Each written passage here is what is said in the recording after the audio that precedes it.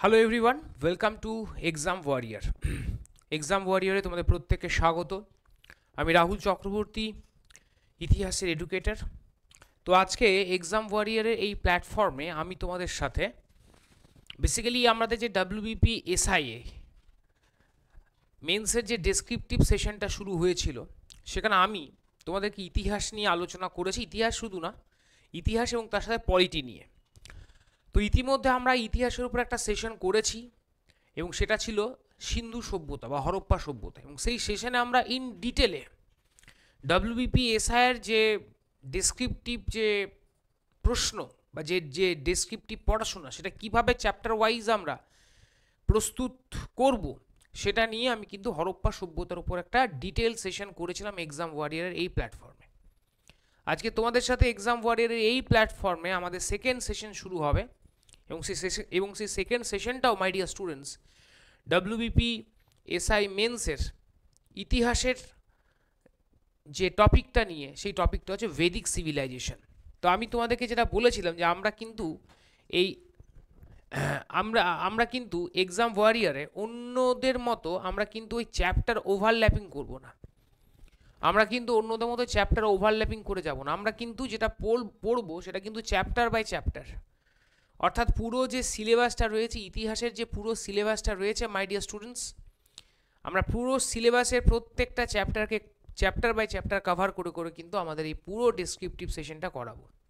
তো তাই তোমরা যারা আমার সঙ্গে সেশনে রয়েছো তাদেরকে প্রথমে আরেকবার আমি ওয়েলকাম করছি। জাহাঙ্গীরকে আমি দেখতে পাচ্ছি এবং তার সাথে প্রত্যেককে সুপ্রভাত বা শুভ সকাল। তো আমরা যেহেতু চ্যাপ্টার বাই চ্যাপ্টারে কথা বলছি, তো সেক্ষেত্রে আমি তোমাদের একটা বিষয় প্রথমে মনে করিয়ে দিতে চাই যে ডাব্লিউবিপি এসআইতে মাই ডিয়ার স্টুডেন্টস যে ধরনের মোটামুটি তোমার আমাদের নাম্বার প্যাটার্ন থাকে বা নাম্বার ডিভিশন থাকে, সেই বিষয়টা আমি আরেকবার তোমাদের স্মরণ করিয়ে দিতে চাই। জাহাঙ্গীর, ভেরি গুড মর্নিং ভাই। তো বেসিক্যালি ডাব্লিউবিপি এসআইয়ের মেন্সে যে নাম্বার ডিভিশনটা আছে সেটা হচ্ছে ছটা কোয়েশ্চেন থাকে, হ্যাঁ। এবং যে ছটা কোয়েশ্চেন থাকে 2 নম্বরের, মানে 6 দুগুণে 12, তাই তো 6 × 2 ইজ ইকুয়াল টু হচ্ছে 12।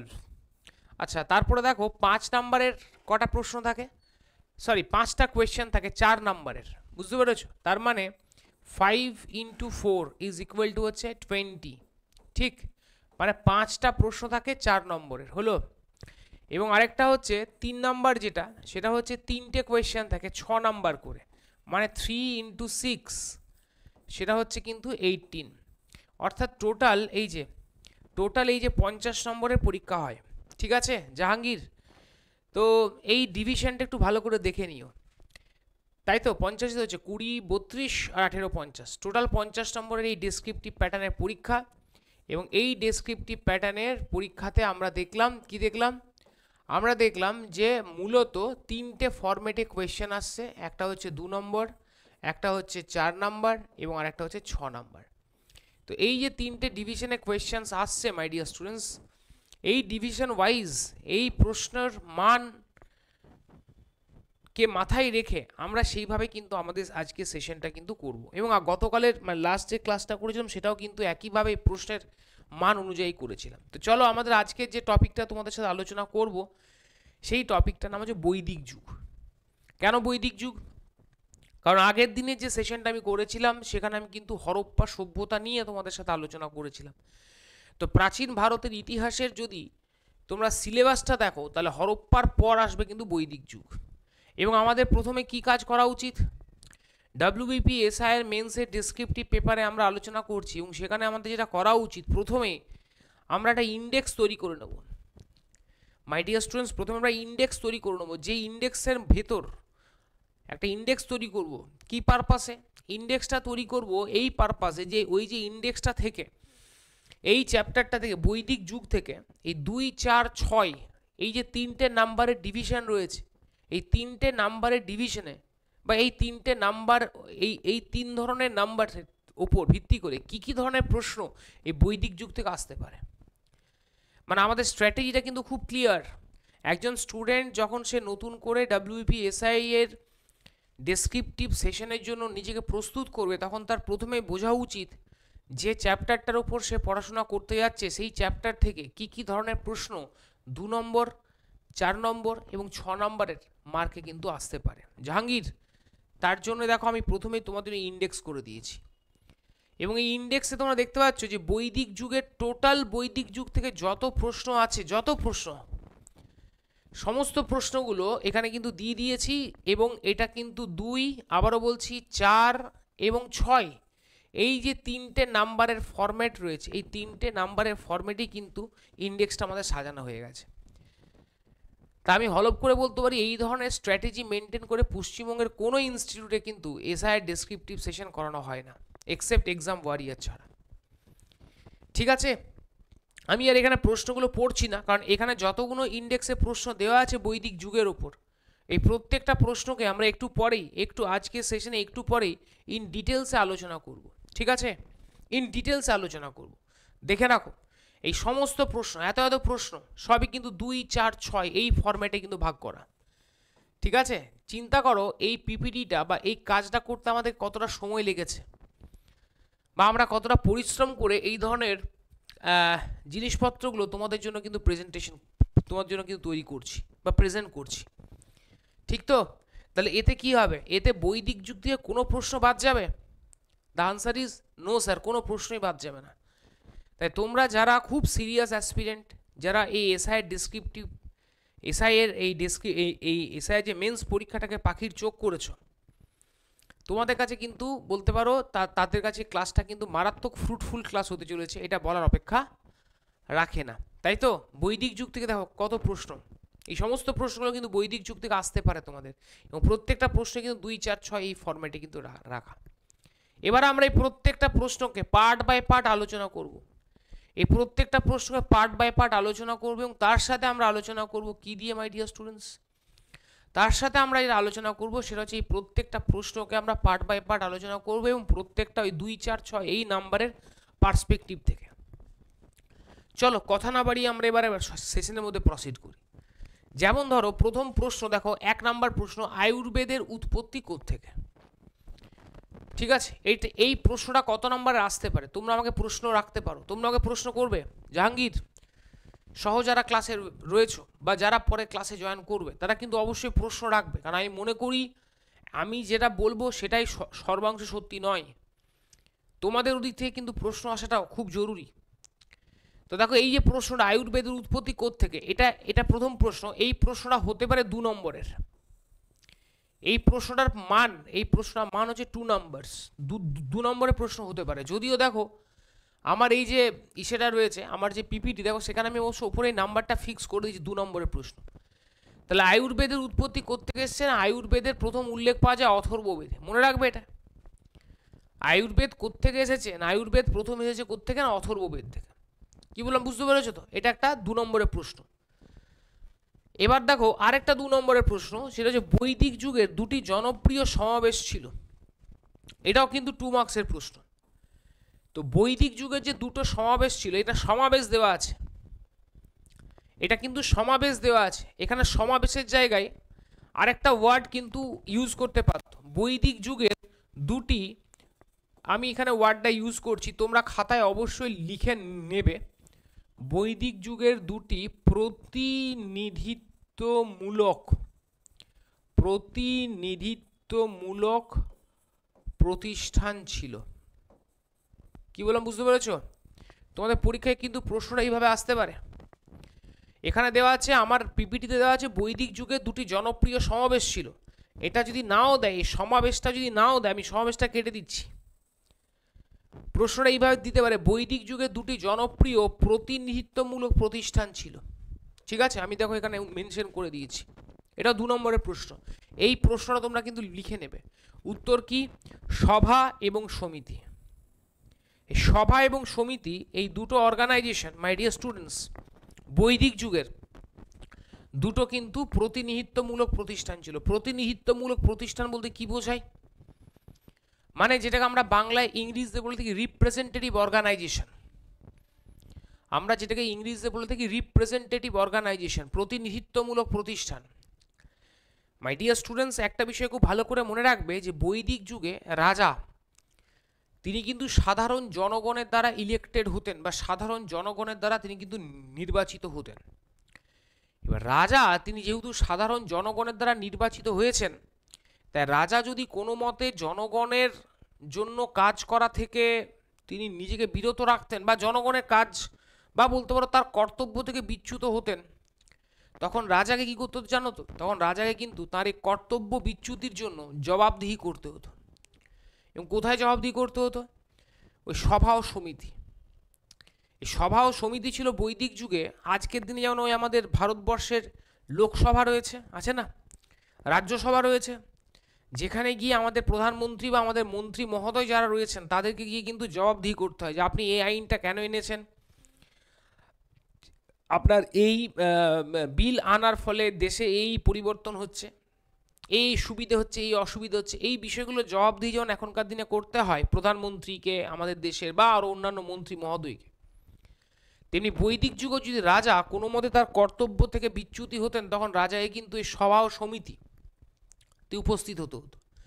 আর সভা ও সমিতিতে কী বলতো? সভা এবং সমিতি মানে তার মধ্যে সভা, এই সভা ছিল বেসিক্যালি, এই সভা কী ছিল জানো তো? সমাজের যারা অভিজাত সম্প্রদায়ের লোক, জাহাঙ্গীর, সমাজের যারা অভিজাত সম্প্রদায়ের লোক, সে অভিজাত সম্প্রদায়ের লোকেদের নিয়ে এই সভা কিন্তু গঠিত ছিল। তার মানে এই সভাতে সমাজের সমস্ত স্তরের মানুষের কিন্তু প্রবেশাধিকার ছিল না, শুধুমাত্র যারা অভিজাত সম্প্রদায় থেকে বিলং করতেন তারাই কিন্তু সভার অধিবেশনে যোগদান করতেন। ঠিক আছে জাহাঙ্গীর? আর সমিতি, এই সমিতি হচ্ছে কিন্তু সমস্ত স্তরের মানুষ, সমাজের সমস্ত স্তরের মানুষ তারা কিন্তু এই সমিতিতে অংশগ্রহণ করত। সমাজের সর্বস্তরের মানুষ, মাই ডিয়ার স্টুডেন্টস, এই সমাজের সর্বস্তরের মানুষ কিন্তু এই সমিতির অধিবেশনে যোগদান করত। সমস্ত স্তরের মানুষ, সেটা অভিজাত হতে পারে, ধনী হতে পারে, দরিদ্র হতে পারে, সবাই।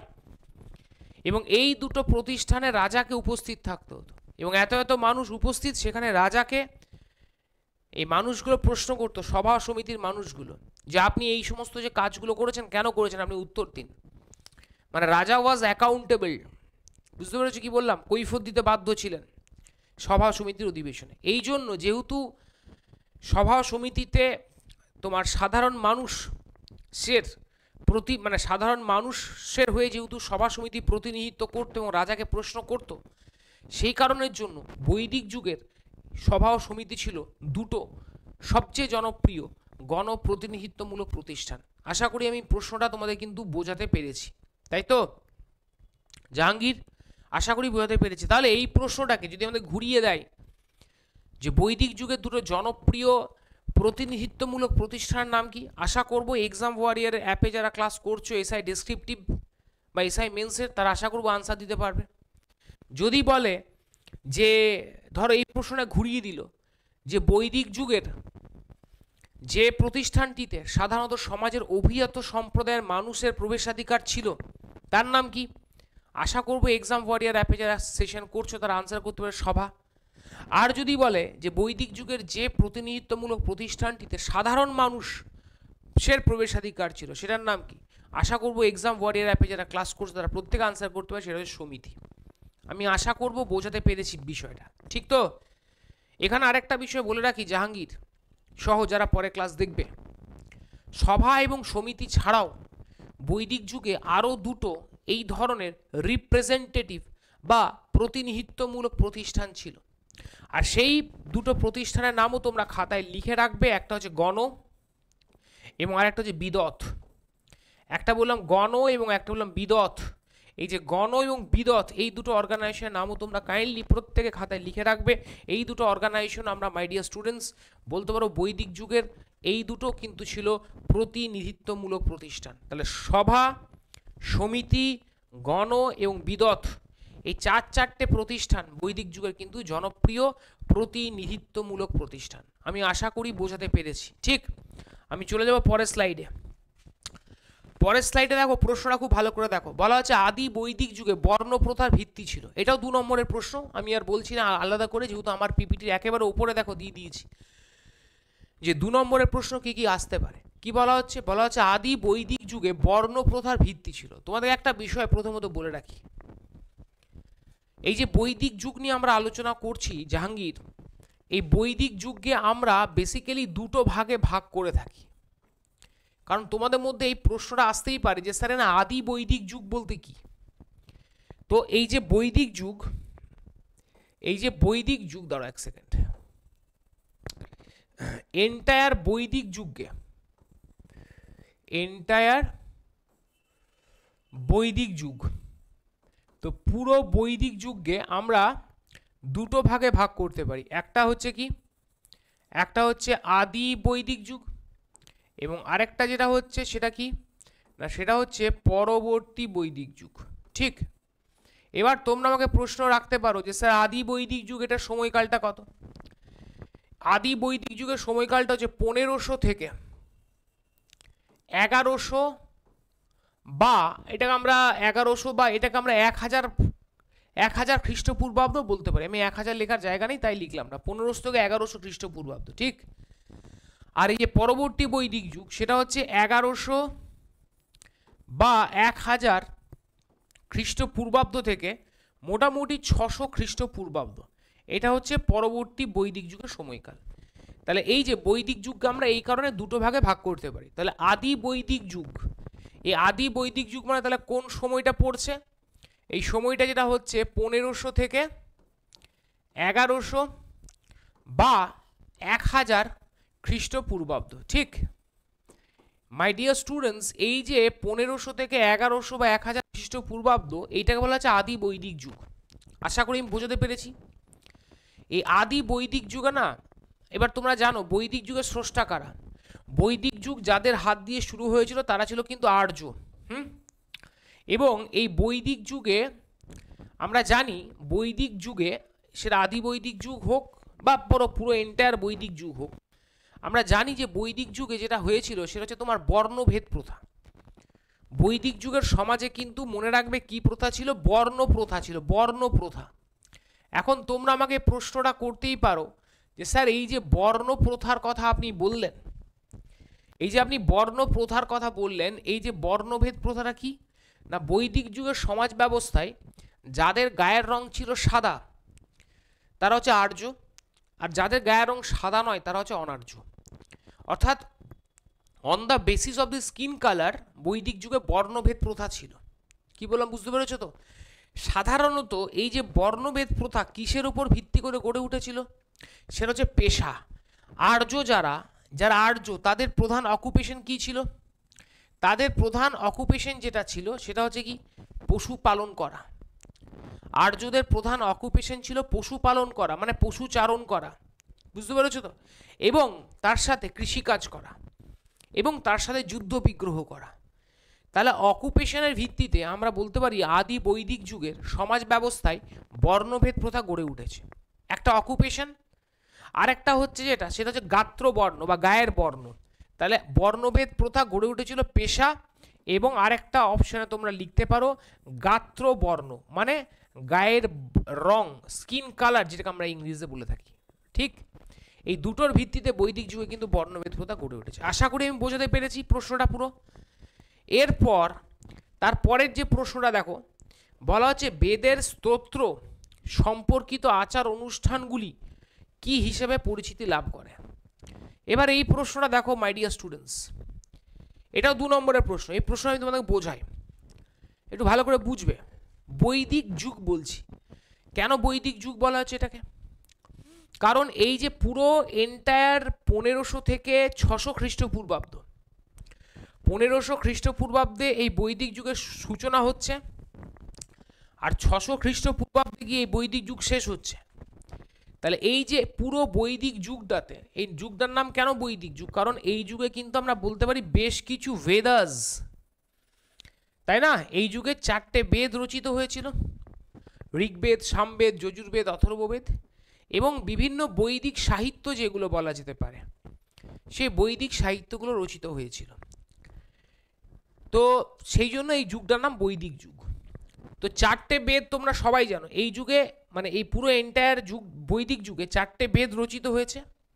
বেদের পর 4টে বেদের পর যে বৈদিক সাহিত্যটা রচিত হয়েছে সেই বৈদিক সাহিত্যটার নাম হচ্ছে কি জানো? ব্রাহ্মণাস। আমি বাংলাতে লিখছি ব্রাহ্মণ। এখন তোমরা ভাবতে পারো স্যার এখানে ব্রাহ্মণ মানে কি, ব্রাহ্মণ জাতির কথা বলা হয়েছে? আমি বললাম না, এটা মনে রাখবে, ব্রাহ্মণ মানে কিন্তু ব্রাহ্মণ জাতি নয়। এখানে ব্রাহ্মণ মানে যে বিষয়টার কথা বলা হচ্ছে, এখানে ব্রাহ্মণ বলতে যেটা বলা হচ্ছে, ঠিক আছে, এখানে ব্রাহ্মণ মানে যেটা বলা হচ্ছে সেটা হচ্ছে একটা বৈদিক সাহিত্য। তাহলে প্রথমে হয়েছে কি, প্রথমে হয়েছে 4টে বেদ, বেদের পর এসেছে তোমার কি, বেদের পর দ্বিতীয় বৈদিক সাহিত্য হিসেবে যে সাহিত্যটা এসেছে সেটা হচ্ছে ব্রাহ্মণ, ঠিক, ব্রাহ্মণ। তাহলে প্রথমে হয়েছে 4টে বেদ, 4টে বেদের, এবার ধরো বেদের যে মন্ত্রগুলো ছিল, এবার তোমরা বলতে পারো স্যার ব্রাহ্মণ তো আমরা বুঝলাম কোনো জাতির নাম নয়, তাহলে স্যার ব্রাহ্মণ কি ধরনের সাহিত্য তোমরা বলতে পারো। ব্রাহ্মণ হচ্ছে সেই ধরনের সাহিত্য, মাই ডিয়ার স্টুডেন্টস, ব্রাহ্মণ এই যে বেদগুলোতে যে সমস্ত মন্ত্র বা আচার অনুষ্ঠানের কথা বলা হয়েছে সেগুলো তো সাধারণ মানুষের পক্ষে বোঝা সম্ভবপর নয়। একেবারে ধ্রুপদী সংস্কৃত ভাষায় এই বেদগুলো রচনা করা হয়েছিল। তাই বেদের এই যে রচনার উপর যে সংক্ষিপ্ত বা যে কমেন্টারিগুলো রচনা করা হয়েছিল, যে টিকা গ্রন্থগুলো রচিত হয়েছিল, সেটার নাম ছিল ব্রাহ্মণ। কি বললাম বুঝতে পেরেছ? তাহলে বেদের সংক্ষিপ্ত সার হচ্ছে ব্রাহ্মণাস বা ব্রাহ্মণ, ঠিক। এবং ব্রাহ্মণের পর আরেকটা বৈদিক সাহিত্য হচ্ছে, সেটা নাম হচ্ছে আরণ্যক। মনে রাখবে, এই আরণ্যক মানে যে বৈদিক সাহিত্যগুলো, সেই বৈদিক সাহিত্যগুলো যেগুলোকে বলা হয় অরণ্যে বসে রচিত হয়েছিল, বা যেটা আমরা বলতে ফরেস্ট বুকস। আর সবার শেষে যে বৈদিক সাহিত্যটা রচিত হয়েছিল সেটার নাম ছিল কিন্তু উপনিষদ। আর উপনিষদ হচ্ছে সেই বৈদিক সাহিত্য যেটাকে আমরা বলে থাকি বেদান্ত। কেন বলি উপনিষদকে বেদান্ত কেন বলা হয়? মনে রাখবে, কারণ উপনিষদ এই বৈদিক সাহিত্যের একেবারে শেষ সাহিত্য, সবার অন্তে রচিত হয়েছে, তাই এটার নাম উপনিষদ। ক্লিয়ার? তাহলে এই জিনিসটা বুঝতে পারলে তো কি বললাম? তাহলে বেদের স্তোত্র সম্পর্কিত আচার অনুষ্ঠানগুলো কি নামে পরিচিত, সেটা ব্রাহ্মণ, সেটা তো আমরা প্রশ্ন উত্তর পেয়ে গেছি। কিন্তু এই প্রশ্নটাকে ভেঙে ব্যাখ্যা করলাম। এটা হচ্ছে টোটাল বৈদিক সাহিত্যের 4টে পার্ট। তার মানে সবার আগে যে বৈদিক সাহিত্যগুলো রচিত হয়েছে তার নাম ছিল বেদ, বেদের পর যে বৈদিক সাহিত্য হয়েছে তার নাম হচ্ছে ব্রাহ্মণ, ব্রাহ্মণের পর তৃতীয় যে বৈদিক সাহিত্য রচিত হয়েছে সেটার নাম আরণ্যক, আর সবার শেষে এটা হয়েছে, সেটা হচ্ছে উপনিষদ। তাহলে দেখো, এই যে প্রশ্নটা দিয়েছে যে বেদের স্তোত্র সম্পর্কিত আচার অনুষ্ঠানগুলো কি নামে পরিচিত, আমি আশা করবো এটার উত্তর তো আমরা করতে পারবো। এটার উত্তর হচ্ছে কিন্তু ব্রাহ্মণ, রাইট। বেদের আচার অনুষ্ঠান সম্পর্কিত যে গ্রন্থটা রচিত হয়েছে সেটার নাম ব্রাহ্মণ। ক্লিয়ার জাহাঙ্গীর? বুঝতে পেরেছো তো? তাহলে এইভাবে কিন্তু পড়াশোনা করবে, অর্থাৎ একটা প্রশ্নকে ভেঙে সেখান থেকে কিন্তু একাধিক প্রশ্ন হতে পারে। আচ্ছা, ব্রাহ্মণ থেকে আর একটা গুরুত্বপূর্ণ বৈশিষ্ট্য তোমাদের বলে রাখি, যেটা পরীক্ষাতেও আসে বা আসতে পারে। সেটা হচ্ছে এই যে ব্রাহ্মণ বলে যে বৈদিক সাহিত্যটা রয়েছে, এই যে 4টে বেদের কথা বললাম, বেদগুলো, এই বেদগুলো না পুরোপুরি হচ্ছে তোমার কাব্য মানে কবিতার ছন্দে কিন্তু লেখা। কিন্তু এই যে ব্রাহ্মণগুলো রয়েছে, এই ব্রাহ্মণগুলো কিন্তু কবিতার ছন্দে না, এই ব্রাহ্মণটা কিন্তু মূলত গদ্যাকারে রচিত। কি বললাম? ব্রাহ্মণটা কিন্তু মূলত যে আকারে রচিত সেটা হচ্ছে কিন্তু গদ্য আকারে রচিত। তাহলে এটা কিন্তু মনে রাখবে, ব্রাহ্মণ এটা হচ্ছে কিন্তু গদ্যের আকারে কিন্তু রচিত। So this is the fact, এটা কাইন্ডলি তোমরা মনে রেখো। আর ব্রাহ্মণ হচ্ছে কিন্তু গদ্যের আকারে রচিত, ঠিক আছে। আর যেটা বলা সেটা হচ্ছে তোমার যে, আর বেদগুলো তো কবিতার আকারে রচিত, ঠিক আছে, এটা মনে রেখো। চলো নেক্সট কোয়েশ্চেন্সে চলে যাবো আমরা। নেক্সট কোয়েশ্চেন দেখো, বলা হচ্ছে যোগের প্রবর্তক কে ছিলেন? যোগ, তো এটা আমরা মোটামুটি সবাই জানি যে যোগের যিনি প্রবর্তক তার নাম হচ্ছে পতঞ্জলি, এটা তোমরা সবাই জানি। এবং এটাও বোধ হয়, আমার মনে হয় তোমরা প্রত্যেকে আনসার করতে পারবে, এটাও তোমরা প্রত্যেকে আনসার করতে পারবে যে যোগ, এই যে পতঞ্জলি, তিনি যোগের উপর একখানা বিখ্যাত গ্রন্থ রচনা করেছিলেন। এবং আশা করি তোমরা প্রত্যেকে জানো পতঞ্জলির লেখা সেই যোগের ওপর বিখ্যাত গ্রন্থটার নাম হচ্ছে মহাভাষ্য। ঠিক বললাম? তাহলে এটা তোমরা কাইন্ডলি প্রত্যেকে মনে রাখবে যে যোগের ওপর পতঞ্জলি যে বইটা রচনা করেছেন সেটা হচ্ছে কিন্তু মহাভাষ্য। তাহলে পতঞ্জলি রচনা করেন মহাভাষ্য, এটাও মনে রেখো। এবং এখানে তোমাদের আরেকটা জিনিস আমি বলে দিই, এই যে পতঞ্জলি যিনি মহাভাষ্য নামক এই গ্রন্থটা রচনা করেছিলেন, এই পতঞ্জলি তিনি কিন্তু যে সময়কার রাজা, তিনি হচ্ছেন কিন্তু শুঙ্গ যুগের রাজা। কি বললাম বুঝতে পেরেছ? পতঞ্জলি যে সময়কার রাজা সেটা হচ্ছে শুঙ্গর যুগ। এবং শুঙ্গ রাজা যার নাম হচ্ছে পুষ্যমিত্র শুঙ্গ। হ্যাঁ, এটাও তোমরা কিন্তু খাতায় প্রত্যেকে লিখে রাখবে। শুঙ্গ রাজা পুষ্যমিত্র শুঙ্গ তাঁর সময়কার সমসাময়িক হচ্ছেন এই পতঞ্জলি। তাহলে মহাভাষ্য কে রচনা করেন? পতঞ্জলি। এবং পতঞ্জলি কার কন্টেম্পোরারি ছিলেন, মানে কার সমসাময়িক ছিলেন? শুঙ্গ রাজা পুষ্যমিত্র শুঙ্গের সমসাময়িক ছিলেন এই পতঞ্জলি। ক্লিয়ার? আর পতঞ্জলির লেখা বইটার নাম বলেছি মহাভাষ্য।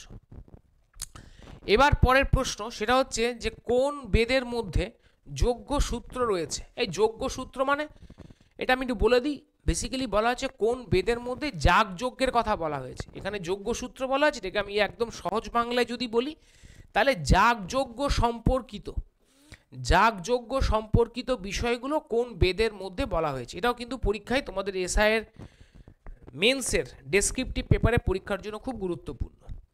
দেখো যে বেদের মধ্যে যাগযজ্ঞের কথা বলা হয়েছে সেই বেদের নাম যজুর্বেদ। ঠিক, আমার প্রশ্ন উত্তর দেওয়া আছে। তাহলে এবার আমাদের একটা কাজ করা উচিত। এই যে 4টে বেদ, জাহাঙ্গীর তুমি বলবে ঠিক ঠিক না ভুল। এখানে তো আমরা শুধুমাত্র যজুর্বেদের নামটা পেলাম, যে যজুর্বেদ একমাত্র বেদ যে বেদে যাগযজ্ঞের কথা বলা আছে। তো জাহাঙ্গীর এবার আমাদের একটা কাজ করা উচিত। সে কাজটা হচ্ছে 4টে বেদ রয়েছে, তো 4টে বেদ রয়েছে। জাহাঙ্গীর আমাদের যেটা করা উচিত, এই 4টে বেদকে চলো আমরা একবার পড়ে নিই। 4টে বেদে কি কি বিষয়গুলোর কথা বলা হয়েছে। ঠিক আছে, মানে 4টে বেদে কি কি বিষয়ের কথা বলা হয়েছে। যেমন ধরো জাহাঙ্গীর প্রথম বেদের নাম হচ্ছে ঋগ্বেদ, হ্যাঁ কি না বলবে তুমি? ঠিক তো? তাহলে ঋগ্বেদ, এই ঋগ্বেদ সম্পর্কে আমরা জেনে নেব, যেগুলো পরীক্ষায় আসে সেগুলো আমরা জানবো। ঋগ্বেদ হচ্ছে, মনে রাখবে জাহাঙ্গীর, ঋগ্বেদ থেকে যে প্রশ্নগুলো তোমাকে আসতে পারে, যে প্রাচীনতম বেদ, এই যে আমাদের 4টে বেদ রয়েছে তার মধ্যে সবচেয়ে প্রাচীনতম বেদটার নাম হচ্ছে কিন্তু ঋগ্বেদ, নাম্বার 1। ঠিক আছে, বেশ। আচ্ছা, দ্বিতীয় যেটা হচ্ছে, এই ঋগ্বেদ থেকে আরেকটা প্রশ্ন আসে, ঋগ্বেদে কতগুলো সূক্ত রয়েছে? টোটাল ঋগ্বেদে 1028টা সূক্ত রয়েছে। কি রয়েছে? সূক্ত, দন্তস্য হস্যুক কয়তয়ে, মানে মন্ত্র বলতে পারো এটাকে।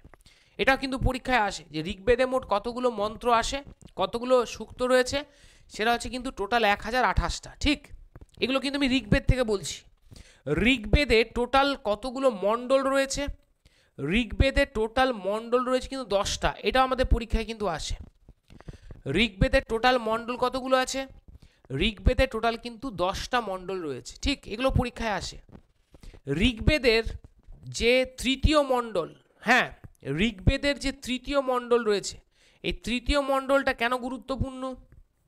জাহাঙ্গীর এগুলো কিন্তু, বা আমাদের সঙ্গে জয়েন করে গেছে আমাদের নওয়াজ শরীফ, আমি কিন্তু শরীফকেও বলবো, জাহাঙ্গীরকে বলবো, এই যে ইনফোগুলো দিচ্ছি এগুলো কিন্তু তোমরা খাতায় লিখে রাখবে। ঋগ্বেদের টোটাল কটা মণ্ডল হচ্ছে? 10টা। এখন আমাকে তোমরা প্রশ্ন করতে পারো যে স্যার এই যে মণ্ডল, এই মণ্ডল মানে কি স্যার? মণ্ডল মানে হচ্ছে অধ্যায়।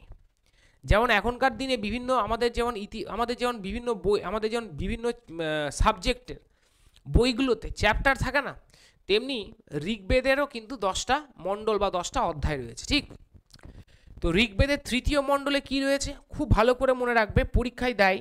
ঋগ্বেদের তৃতীয় মণ্ডলে কিন্তু রয়েছে গায়ত্রী মন্ত্র, এটা খুব ইম্পর্টেন্ট। ঠিক, এবার আসো ঋগ্বেদের 10টা মণ্ডলের মধ্যে আরেকটা মণ্ডল, যেটা মণ্ডলের নাম হচ্ছে নবম মণ্ডল।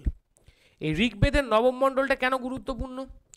ঋগ্বেদের নবম মণ্ডলটা গুরুত্বপূর্ণ হচ্ছে যে দেবতার উদ্দেশ্যে ঋগ্বেদের এই নবম মণ্ডল উৎসর্গ করা হয়েছে তিনি সোমদেব।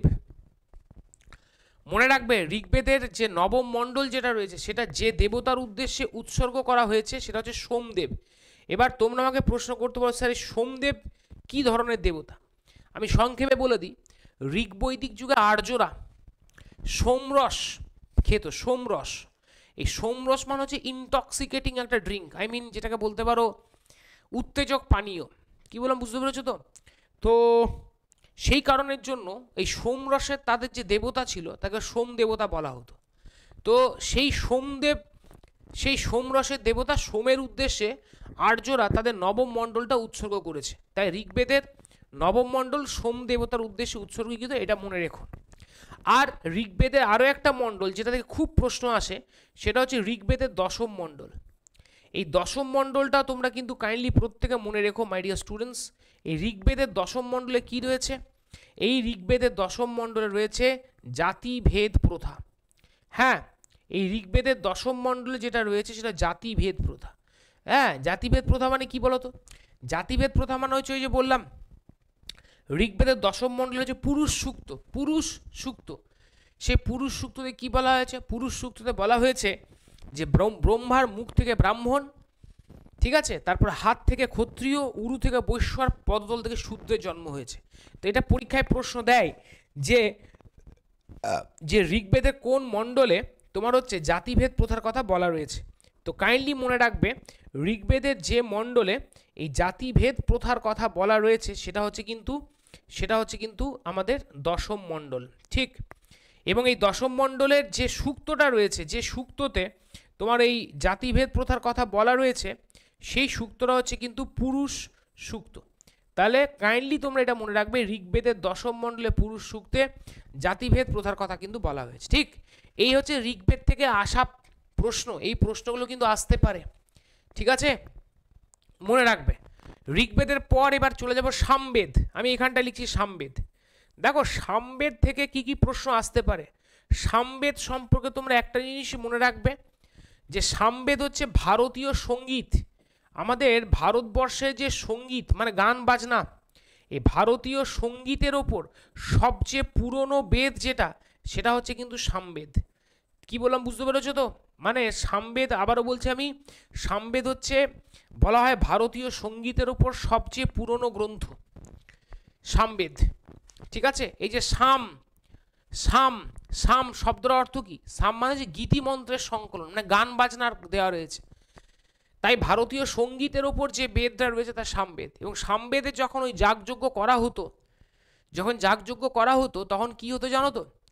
যখন যাগযজ্ঞ করা হতো তখন ওই মন্ত্রগুলোকে, সামবেদের মন্ত্রগুলোকে গানের মতো করে গুনগুন গুনগুন করে গাওয়া হতো, গীতিমন্ত্রের আকারে গাওয়া হতো, যাতে দেবতা সন্তুষ্ট হতে পারে। সেই কারণের জন্য সামবেদ হচ্ছে কিন্তু ভারতীয় সঙ্গীতের উপর সবচেয়ে তোমার হচ্ছে যে মিউজিক্যাল একটা টেক্সট, বা বলতে পারো সবচেয়ে পুরনো একটা মিউজিক্যাল টেক্সট, বা সবচেয়ে পুরনো একটা কিন্তু সঙ্গীত গ্রন্থ। সামবেদের পর ভাই আমরা তৃতীয় যে বেদ দেব যজুর্বেদ। যজুর্বেদ তো দেওয়াই আছে। যজুর্বেদে কি পাওয়া যায়? যজুর্বেদ আমরা বলেছি যে যাগযজ্ঞ, কিভাবে তুমি যাগযজ্ঞগুলো করবে সেই বিষয়গুলোর কথা কিন্তু যজুর্বেদে দেওয়া আছে। ঠিক ঠিক একদম জাহাঙ্গীর ঠিক বলেছো, ধ্রুপদী সঙ্গীত, ঠিক। জাহাঙ্গীর এখানে একটা জিনিস মনে রাখবে, যজুর্বেদে দুটো পাঠ, বুঝতে পেরেছো? একটা পাঠের নাম হচ্ছে কৃষ্ণ যজুর্বেদ।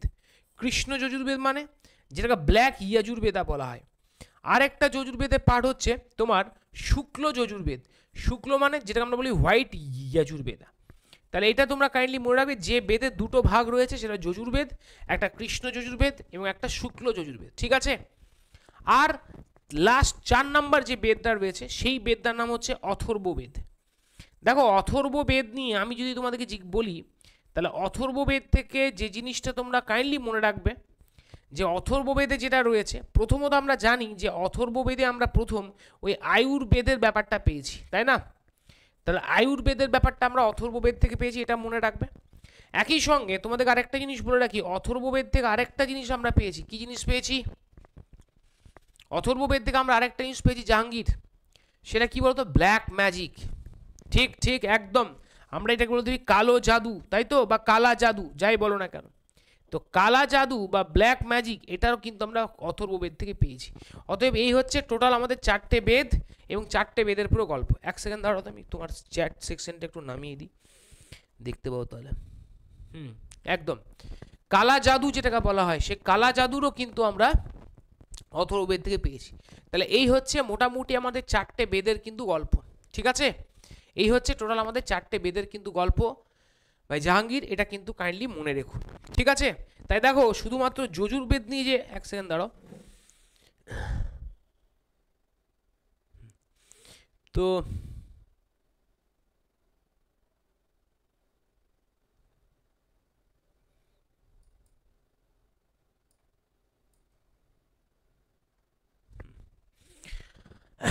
তো এটা হচ্ছে কিন্তু ফ্যাক্ট, ঠিক আছে। তো আশা করি আমি কিন্তু বিষয়টা বোঝাতে পেরেছি। তার মানে দেখো একটা প্রশ্ন আমরা পড়তে গেলাম যে কোন বেদের মধ্যে যজ্ঞসূত্র রয়েছে, সেটা পড়তে গিয়ে আমরা 4টে বেদই কিন্তু আলোচনা করে ফেললাম, তাই না?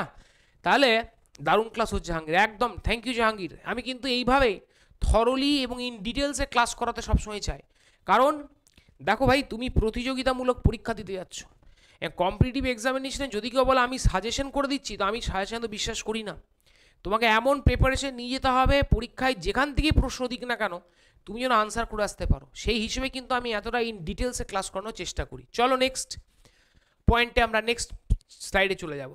এটা খুব সহজ একটা প্রশ্ন, বলা হচ্ছে বৈদিক যুগের সবচেয়ে গুরুত্বপূর্ণ কারিগর কে ছিল? ছুতার। এটা আমরা পেয়ে গেলাম 2 নম্বরে। কিন্তু তারপরের প্রশ্নটা খুব ভালো করে দেখো, বলা হচ্ছে নিচের কোন বেদটিতে বিখ্যাত গায়ত্রী মন্ত্র রয়েছে? দেখো জাহাঙ্গীর, দেখো ভাই, আমি বললাম না যে ইন ডিটেলসে পড়াটা কতটা জরুরি। আমি এই আগের স্লাইডে, আমি একবার আগের স্লাইডটাই যাব। দেখো বলেছিলাম ঋগ্বেদের কোন বেদে গায়ত্রী মন্ত্র রয়েছে? দেখো বলেছিলাম। তাহলে এটা তুমি আনসার করতে পারবে, কোন বেদে গায়ত্রী মন্ত্র রয়েছে? ঋগ্বেদে, ঠিক তো? আরও যদি তোমাকে স্পেসিফিক প্রশ্ন জানতে চাই যে ঋগ্বেদের কোন মণ্ডলে গায়ত্রী মন্ত্র রয়েছে, তাহলে আমরা আরও স্পেসিফিকলি উত্তর দিতে পারবো যে ঋগ্বেদের 3য় মণ্ডল যেটা রয়েছে, ঋগ্বেদের 3য় মণ্ডল যেটা আমরা ইতিমধ্যে আলোচনা করে ফেলেছি, সেই ঋগ্বেদের 3য় মণ্ডলে গায়ত্রী মন্ত্র রয়েছে, তাই তো? আচ্ছা, এবার আমি আরেকটা প্রশ্ন ধরছি। ধরো তোমাদেরকে আরেকটা কঠিন প্রশ্ন রাখলো এখান থেকে। আমি বলছি যে প্রশ্নটা দিল যে গায়ত্রী মন্ত্র কে রচনা করেছেন? গায়ত্রী মন্ত্র কে রচনা করেছেন? ধরো পরীক্ষায় প্রশ্ন হলো, তুমি পড়ে গেছো গায়ত্রী মন্ত্র কোথায় আছে, গায়ত্রী মন্ত্র কোন মণ্ডলে আছে, কিন্তু পরীক্ষায় প্রশ্ন দিল যে গায়ত্রী মন্ত্র কে রচনা করেছেন, তখন কি হবে স্যার? তখন কি হবে স্যার? স্যার এটা তো আপনি পড়াননি, মানে আপনি তো স্যার ক্লাসে পড়াননি। মনে রাখবে, গায়ত্রী মন্ত্র যিনি রচনা করেছিলেন তার নাম হচ্ছে বিশ্বামিত্র। কি বললাম বুঝতে পেরেছো? গায়ত্রী মন্ত্র যিনি রচনা করেছেন তার নাম হচ্ছে বিশ্বামিত্র, এবং যার উদ্দেশ্যে বিশ্বামিত্র গায়ত্রী মন্ত্র উৎসর্গ করেছিলেন তার নামটা মনে রাখবে সাবিত্রী দেবী। এই দেবী সাবিত্রীর উদ্দেশ্যে বিশ্বামিত্র তিনি কিন্তু এই গায়ত্রী মন্ত্র উৎসর্গ করেছিলেন। Is it clear? তাহলে এক ঢিলে আমরা দুটো পাখি কিন্তু এখানে মেরে ফেললাম। গায়ত্রী মন্ত্র ঋগ্বেদের কততম মণ্ডল আছে সেটা তো আমরা জানতামই, তার সাথে আরেকটা এক্সট্রা ইনফরমেশন আমরা পেয়ে গেলাম জাহাঙ্গীর, যে গায়ত্রী মন্ত্রকে রচনা করেছেন এবং কার উদ্দেশ্যে উৎসর্গ করেছেন, ঠিক তো? চলো এইভাবে পড়তে শিখবো আমরা। পরের প্রশ্ন সেটা হচ্ছে, এই প্রশ্নটা ভীষণ ইম্পর্টেন্ট, ভীষণ ভীষণ ভীষণ ইম্পর্টেন্ট। প্রশ্নটা হচ্ছে যে ঋষি দক্ষিণ ভারতকে আর্যকরণ করেছিলেন বলে কথিত আছে তার নাম কি? খুব ইম্পর্টেন্ট প্রশ্ন। এই প্রশ্নটা যদি আমরা ভেঙে দিই তাহলে এরকম হতে পারে, আর্যকরণ, এই আর্যকরণ শব্দটা থেকে তোমাদের মনে হতে পারে আর্যকরণ ব্যাপারটা কি। আমি বলি, ভারতবর্ষে আর্য সভ্যতার বিস্তার ঘটেছিল বা বিকাশ ঘটেছিল উত্তর ভারতে প্রথম, এবং তারপর ভারত বলতে পারো আর্য সভ্যতা এরপর দক্ষিণ ভারতে ছড়িয়ে পড়ে। দক্ষিণ ভারতে আর্য সভ্যতাকে ছড়িয়ে দেওয়ার ক্ষেত্রে যে ঋষির ভূমিকা অনস্বীকার্য, সেই ঋষির নাম হচ্ছে অগস্ত্য। কি বললাম বুঝতে পেরেছ? তাহলে জাহাঙ্গীর ভাই এটাও মনে রাখবে যে এই প্রশ্নটা বহুবার বিভিন্ন পরীক্ষায় এসেছে। এই অগস্ত্য মুনি তিনি বিন্ধ্য পর্বত যেটা ছিল, বিন্ধ্য পর্বত দক্ষিণ ভারতে যাওয়ার জন্য, সেই বিন্ধ্য পর্বতকে অতিক্রম করে এই অগস্ত্য মুনি কি করেছিলেন না, বিন্ধ্য পর্বতকে অতিক্রম করে তিনি কিন্তু দক্ষিণ ভারতে গিয়েছিলেন এবং সেখানে গিয়ে তিনি আর্য সভ্যতার বিস্তারকরণ করেছিলেন বা বিস্তৃতকরণ করেছিলেন। ঠিক আছে, এটা মনে রেখো। এই দেখো প্রশ্ন এসেছে, দেখো কমন পাচ্ছ এবার। একমাত্র বেদ যাকে সঙ্গীতে অনুপ্রাণিত করা হয়েছে, এটা আমি উত্তর দেব না, এটা জাহাঙ্গীর তুমি আনসার করবে, বা পরে যারা ক্লাস দেখবে তারা আনসার করো। এই প্রশ্ন উত্তর আমি দেব না, তোমরা দেবে। একমাত্র বেদ, যে বেদটাকে সঙ্গীতে অনুপ্রাণিত করা হয়েছে, গান বাজনার কথা বলা হয় যে বেদে, আশা করবো আনসার করতে পারবে, তাই তো জাহাঙ্গীর? এটার উত্তর হচ্ছে কিন্তু সামবেদ। সামবেদ হচ্ছে একমাত্র বেদ যায় কিন্তু ওই বলা হয়ে থাকে যে musical text, oldest musical text of India, ভারতবর্ষের সবচেয়ে প্রাচীনতম কিন্তু সঙ্গীত গ্রন্থ হচ্ছে সামবেদ, ঠিক তো? Very good. এর পরের প্রশ্ন দেখো, বলা হচ্ছে পরবর্তী বৈদিক যুগে নিচের কোন দেবতা প্রথম দেবতা হিসেবে তার গুরুত্ব হারিয়েছিলেন? এই প্রশ্নটাকে আমি একটু সহজভাবে তোমাদেরকে ব্যাখ্যা করে দিই, তাহলে বিষয়টা আরো ভালোভাবে তুমি বুঝতে পারবে। বৈদিক যুগে মানে এন্টায়ার বৈদিক যুগে আর্যদের যারা দেবতা ছিলেন তাদের মধ্যে সবচেয়ে প্রধান দেবতা যিনি ছিলেন তার নাম ইন্দ্র। মনে রাখবে, এটা পরীক্ষায় দেয়। ফার্স্ট এটা তোমরা প্রত্যেকে মনে রাখবে যে বৈদিক যুগে আর্যদের জীবনে প্রধান দেবতা যিনি ছিলেন, প্রধান দেবতা, তাহলে বৈদিক যুগে আর্যদের জীবনে যিনি প্রধান দেবতা ছিলেন তার নাম কি না, তার নাম হচ্ছে কিন্তু ইন্দ্র। এই ইন্দ্র হচ্ছেন, আবারও বলছি, বৈদিক যুগে ইনি হচ্ছেন আর্যদের প্রধান দেবতা। ঠিক কি বললাম, বুঝতে পেরেছো তো? তাহলে বৈদিক যুগে আর্যদের প্রধান দেবতার নাম হচ্ছে ইন্দ্র। কেন যদি বলো স্যার ইন্দ্র কেন প্রধান দেবতা? কারণ ঋগ্বেদে, এখান থেকে আরেকটা প্রশ্ন খুব ভালো করে মনে রাখবে, কারণ ঋগ্বেদে সবচেয়ে বেশি শ্লোক, সবচেয়ে বেশি মন্ত্র, শ্লোক মানে মন্ত্র, তো ঋগ্বেদে সবচেয়ে বেশি শ্লোক বা মন্ত্র যে দেবতাকে উৎসর্গ করা হয়েছে তার নাম ইন্দ্র। এবার বলতে পারো স্যার ইন্দ্রর উদ্দেশ্যে কতগুলো শ্লোক বা মন্ত্র উৎসর্গ করা হয়েছে? তো ইন্দ্রর উদ্দেশ্যে আমি বলে দিচ্ছি, ইন্দ্রর উদ্দেশ্যে সবচেয়ে বেশি শ্লোক বা মন্ত্র হয়েছে 250টা। মানে ঋগ্বেদে 250টা শ্লোক বা মন্ত্র শুধুমাত্র ইন্দ্রর উদ্দেশ্যে উৎসর্গ করা হয়েছে, মানে ইন্দ্রকে ডেডিকেট করা হয়েছে। কি বললাম বুঝতে পেরেছো মাই ডিয়ার স্টুডেন্টস? কি বললাম বুঝতে পেরেছো তো? 250টা, হ্যাঁ।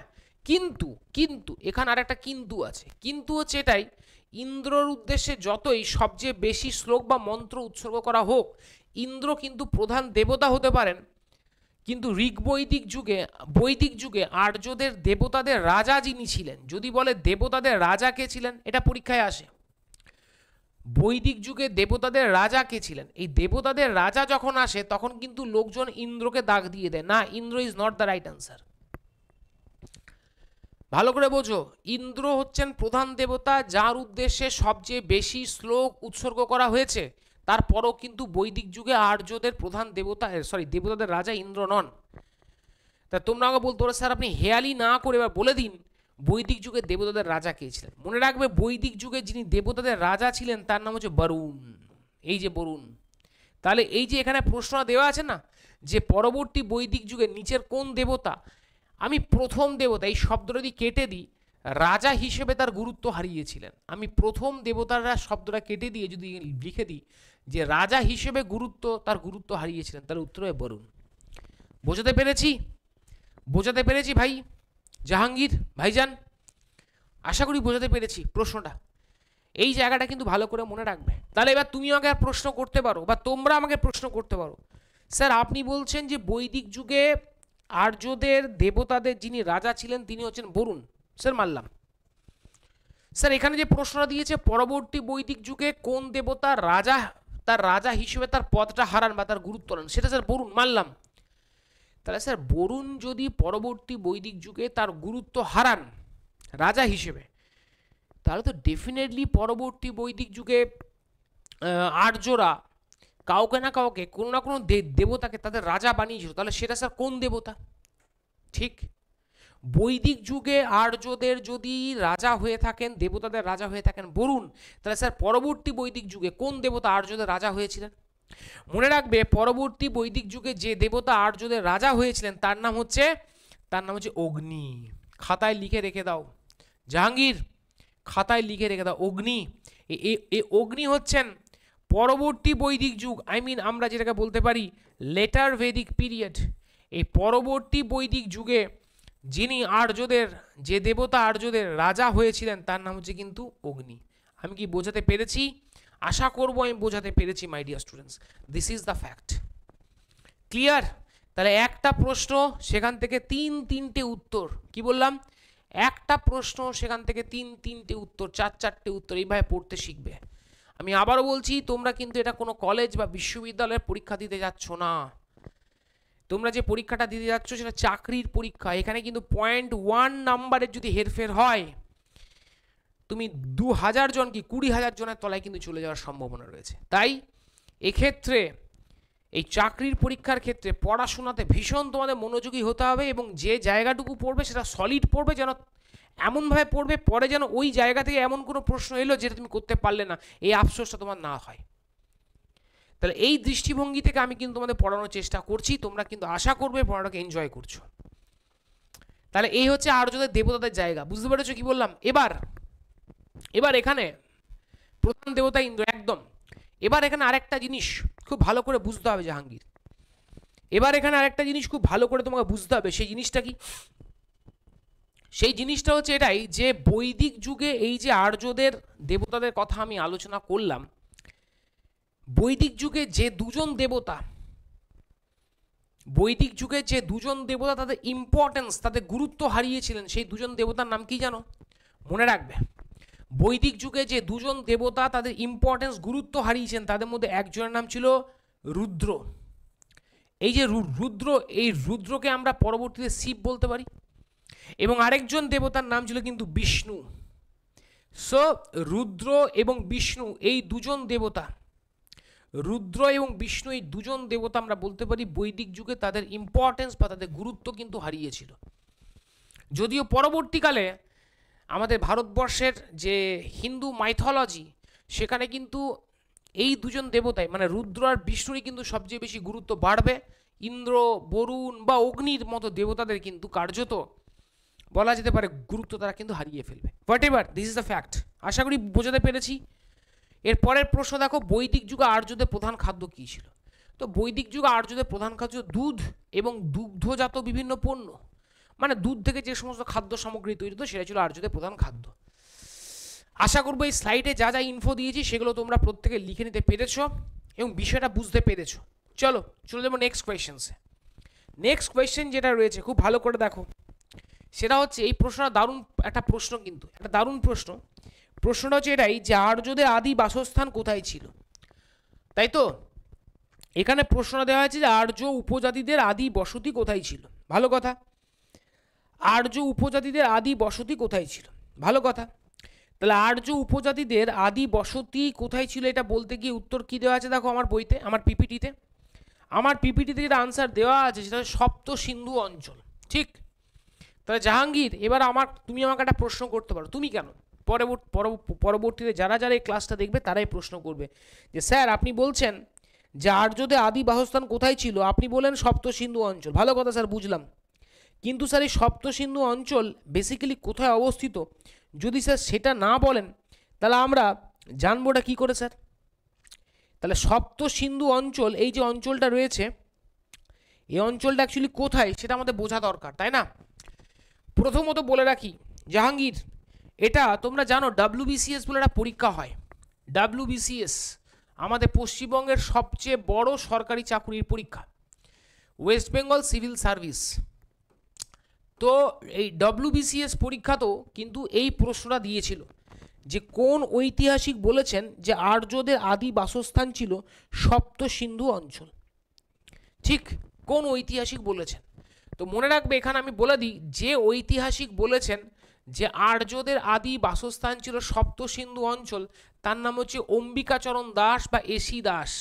প্রথমত এই ইনফরমেশনটা তোমরা খাতায় প্রত্যেকে ফুল সেন্টেন্সে তোমরা লিখে রাখবে যে কোন ঐতিহাসিক বলেছেন আর্যদের আদি বাসস্থান ছিল সপ্ত সিন্ধু অঞ্চল, ঠিক আছে? কি বললাম বুঝতে পেরেছো তো? তো তোমরা কাইন্ডলি এটা লিখে রাখবে প্রত্যেকে, যে ঐতিহাসিক বলেছেন আর্যদের আদি বাসস্থান ছিল সপ্ত সিন্ধু অঞ্চল, সেই ঐতিহাসিকের নাম হলো কি না, সেই ঐতিহাসিকের নাম হলো কিন্তু এসি দাস, বা আমরা তাকে বলতে পারি তোমার হচ্ছে যে এসি দাস, বা তার নাম হলো কিন্তু অম্বিকাচরণ দাস, ঠিক আছে?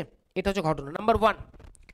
নাম্বার 2, এই সপ্ত সিন্ধু অঞ্চলটা কোথায় অবস্থিত? জাহাঙ্গীর অলরেডি উত্তর দিয়ে দিয়েছে পাঞ্জাব, একদম ঠিক বলেছো জাহাঙ্গীর। আমরা বলতে পারি নর্থ ওয়েস্ট, উত্তর পশ্চিম ভারতবর্ষ।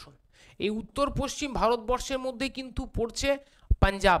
পাঞ্জাব মানে আমি কিন্তু বলছি অবিভক্ত পাঞ্জাবের কথা। পাঞ্জাব মানে আমি বলতে চাইছি অবিভক্ত পাঞ্জাব, যে পাঞ্জাবের একটা অংশ বর্তমানে পাকিস্তানও কিন্তু রয়েছে।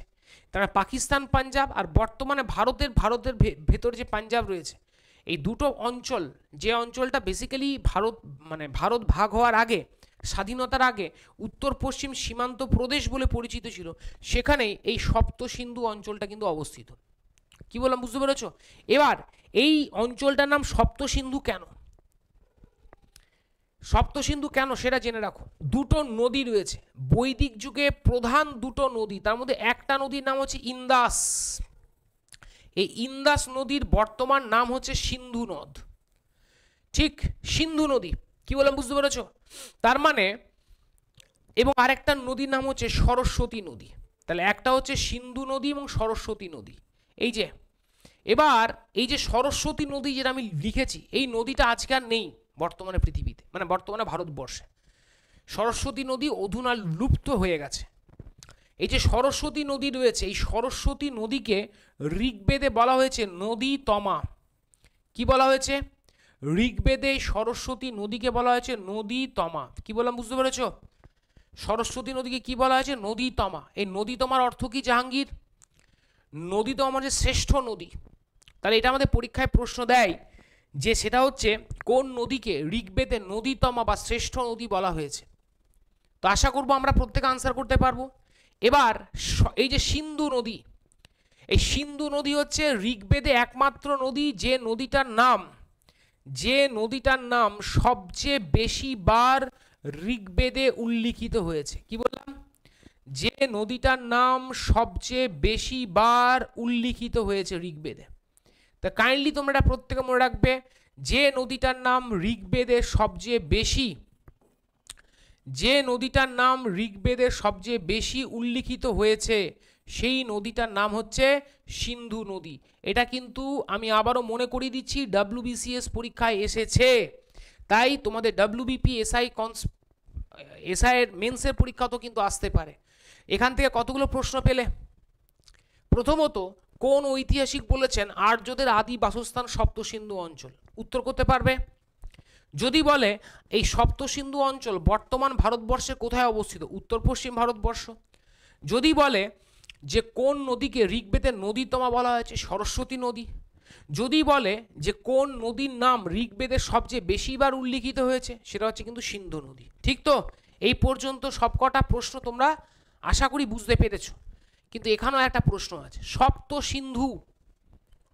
মাই ডিয়ার স্টুডেন্টস, মনে রাখবে যে সিন্ধু এবং সরস্বতী এই যে দুটো প্রধান নদী, বৈদিক যুগের এই দুটো প্রধান নদী, এই দুটো প্রধান নদীর আরও 5টা শাখা নদী ছিল।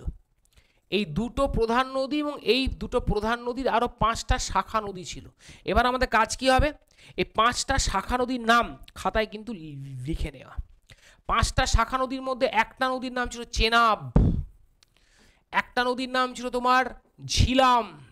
বুঝতে পেরেছো? এই চেনাব নদীর আজকের নাম কি জানো তো? এই চেনাব নদীর আজকের নাম হলো চন্দ্রভাগা। যেটাকে আমরা চন্দ্রভাগা বলি সেটা কিন্তু চেনাব। ঠিক, তারপর আরেকটা নদীর নাম হচ্ছে রাভি। এই রাভি নদীর নাম হচ্ছে ইরাবতী। মনে রাখবে কি নাম? ইরাবতী। ঠিক, আরেকটা নদীর নাম হচ্ছে তোমার বিয়াস। বিয়াস মানে যে নদীটা আজকের নাম হলো বিপাশা। এবং আরেকটা নদীর নাম কি? আরেকটা নদীর নাম হলো সুতলেজ। এই সুতলেজ নদীর বর্তমান নাম কি? না, সুতলেজ নদীর বর্তমান নাম হচ্ছে শতদ্রু। কটা নদী হলো? 5টা হলো। দেখো, চেনাব মানে চন্দ্রভাগা, ঝিলাম নদী, রাভি, যে রাভি নদীর নাম ইরাবতী, তারপরে হচ্ছে বিয়াস মানে যেটার নাম বিপাশা, আর সুতলেজ মানে শতদ্রু। 5টা নদী হলো। তাহলে এখানে 5টা নদী, তার সাথে সিন্ধু আর সরস্বতী 7টা নদী, টোটাল সপ্তসিন্ধু, টোটাল সপ্তসিন্ধু অঞ্চল। তাহলে ইজ ইট ক্লিয়ার? তাহলে সপ্তসিন্ধু বলতে যে নদীগুলোর নাম আমি বললাম, আশা করি তোমরা প্রত্যেকে খাতায় লিখে নিতে পেরেছো, তাই তো মাই ডিয়ার স্টুডেন্টস? সো এটা কাইন্ডলি তোমরা প্রত্যেকে মনে রেখো যে সপ্তসিন্ধুই ব্যাপারটা কি। আমি আশা করি প্রত্যেকে বোঝাতে পেরেছি সপ্তসিন্ধু ব্যাপারটা কি। তাহলে সপ্তসিন্ধুদের 7টা নদীর নাম বলে দিলাম, সিন্ধু আর সরস্বতী নদীর নাম বলে দিয়েছি, তাই তো? তার সাথে কোথায় অবস্থান এবং কে বলেছেন সপ্তসিন্ধু অঞ্চল আর্যদের আদি বাসস্থান, কোন নদীর নাম সবচেয়ে বেশিবার উল্লিখিত হয়েছে, সিন্ধু নদের নাম, সরস্বতী নদীতমা। সমস্ত ইনফোগুলো তোমরা কাইন্ডলি খাতায় লিখে রাখবে। আমি আবারও বলছি, এক্সাম ওয়ারিয়ার ছাড়া এত ডিটেলসে WBP SI এর ডেসক্রিপটিভ সেশনের ক্লাস কোনো ইনস্টিটিউট করে না পশ্চিমবঙ্গে। চ্যালেঞ্জ দেওয়া থাকলো, তোমরা নিজেরাই মিলিয়ে নিতে পারো। চলো নেক্সট কোয়েশ্চেন চলে যাব। পরের প্রশ্ন দেখো, বলা হচ্ছে এটাও 2 নম্বরের প্রশ্ন, ঋগ্বেদের দাস এবং দাসুস শব্দটি কাদেরকে বোঝায়? এটার উত্তর হচ্ছে অনার্যদেরকে। দেখো, ঋগ্বেদে আর্যরা দাস বা দস্যু এই জাতীয় শব্দ কিন্তু ব্যবহার করেছে। দাস এবং দস্যু এই শব্দটা ব্যবহার করার অর্থই হচ্ছে আর্যরা বেসিক্যালি অনার্যদেরকে বোঝানোর জন্যই, অনার্য সম্প্রদায় যারা লোক তাদেরকে বোঝানোর জন্যই তারা কিন্তু এই ধরনের শব্দ ব্যবহার করেছে, দাস অথবা দস্যু। ঠিক, চলো চলে যাবো আমরা নেক্সট স্লাইডে। নেক্সট স্লাইডে দেখো, খুব ভালো করে দেখো মাই ডিয়ার স্টুডেন্টস, কি বলা হচ্ছে, বৈদিক সমাজকে 4টি শ্রেণীতে বিভক্ত করার কথা স্পষ্টভাবে কোথায় উল্লেখ করা হয়েছে। এটাও কিন্তু আমাদের একটা খুব গুরুত্বপূর্ণ প্রশ্ন। বৈদিক সমাজকে 4টে শ্রেণীতে বিভক্ত করার কথা স্পষ্টভাবে কোথায় উল্লেখ করা হয়েছে, এটা নিয়ে আমরা কিন্তু আজকের সেশনেই বৈদিক যুগ পড়তে গিয়ে কিন্তু আলোচনা করেছিলাম এবং আমরা সবাই জানি এটার উত্তর হচ্ছে ঋগ্বেদে বলা হয়েছে। ঋগ্বেদের কোথায় বলা হয়েছে? পুরুষ সূক্ততে বলা হয়েছে।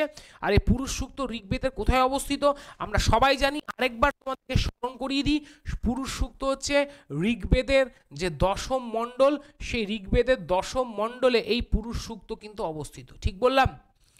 এবার এই পুরুষ সূক্ততে কি বলা হয়েছে জাহাঙ্গীর? এই পুরুষ সূক্ততে কি বলা হয়েছে? পুরুষ সূক্ততে বলা হচ্ছে যে ব্রহ্মা, এই যে ব্রহ্মা যিনি রয়েছেন, সে ব্রহ্মার মুখ থেকে, খুব ভালো করে শোনো, ব্রহ্মার মুখ থেকে কি হয়েছে? পুরুষ সূক্ত বলছে ব্রহ্মার মুখ থেকে হচ্ছে ব্রাহ্মণ, রাইট?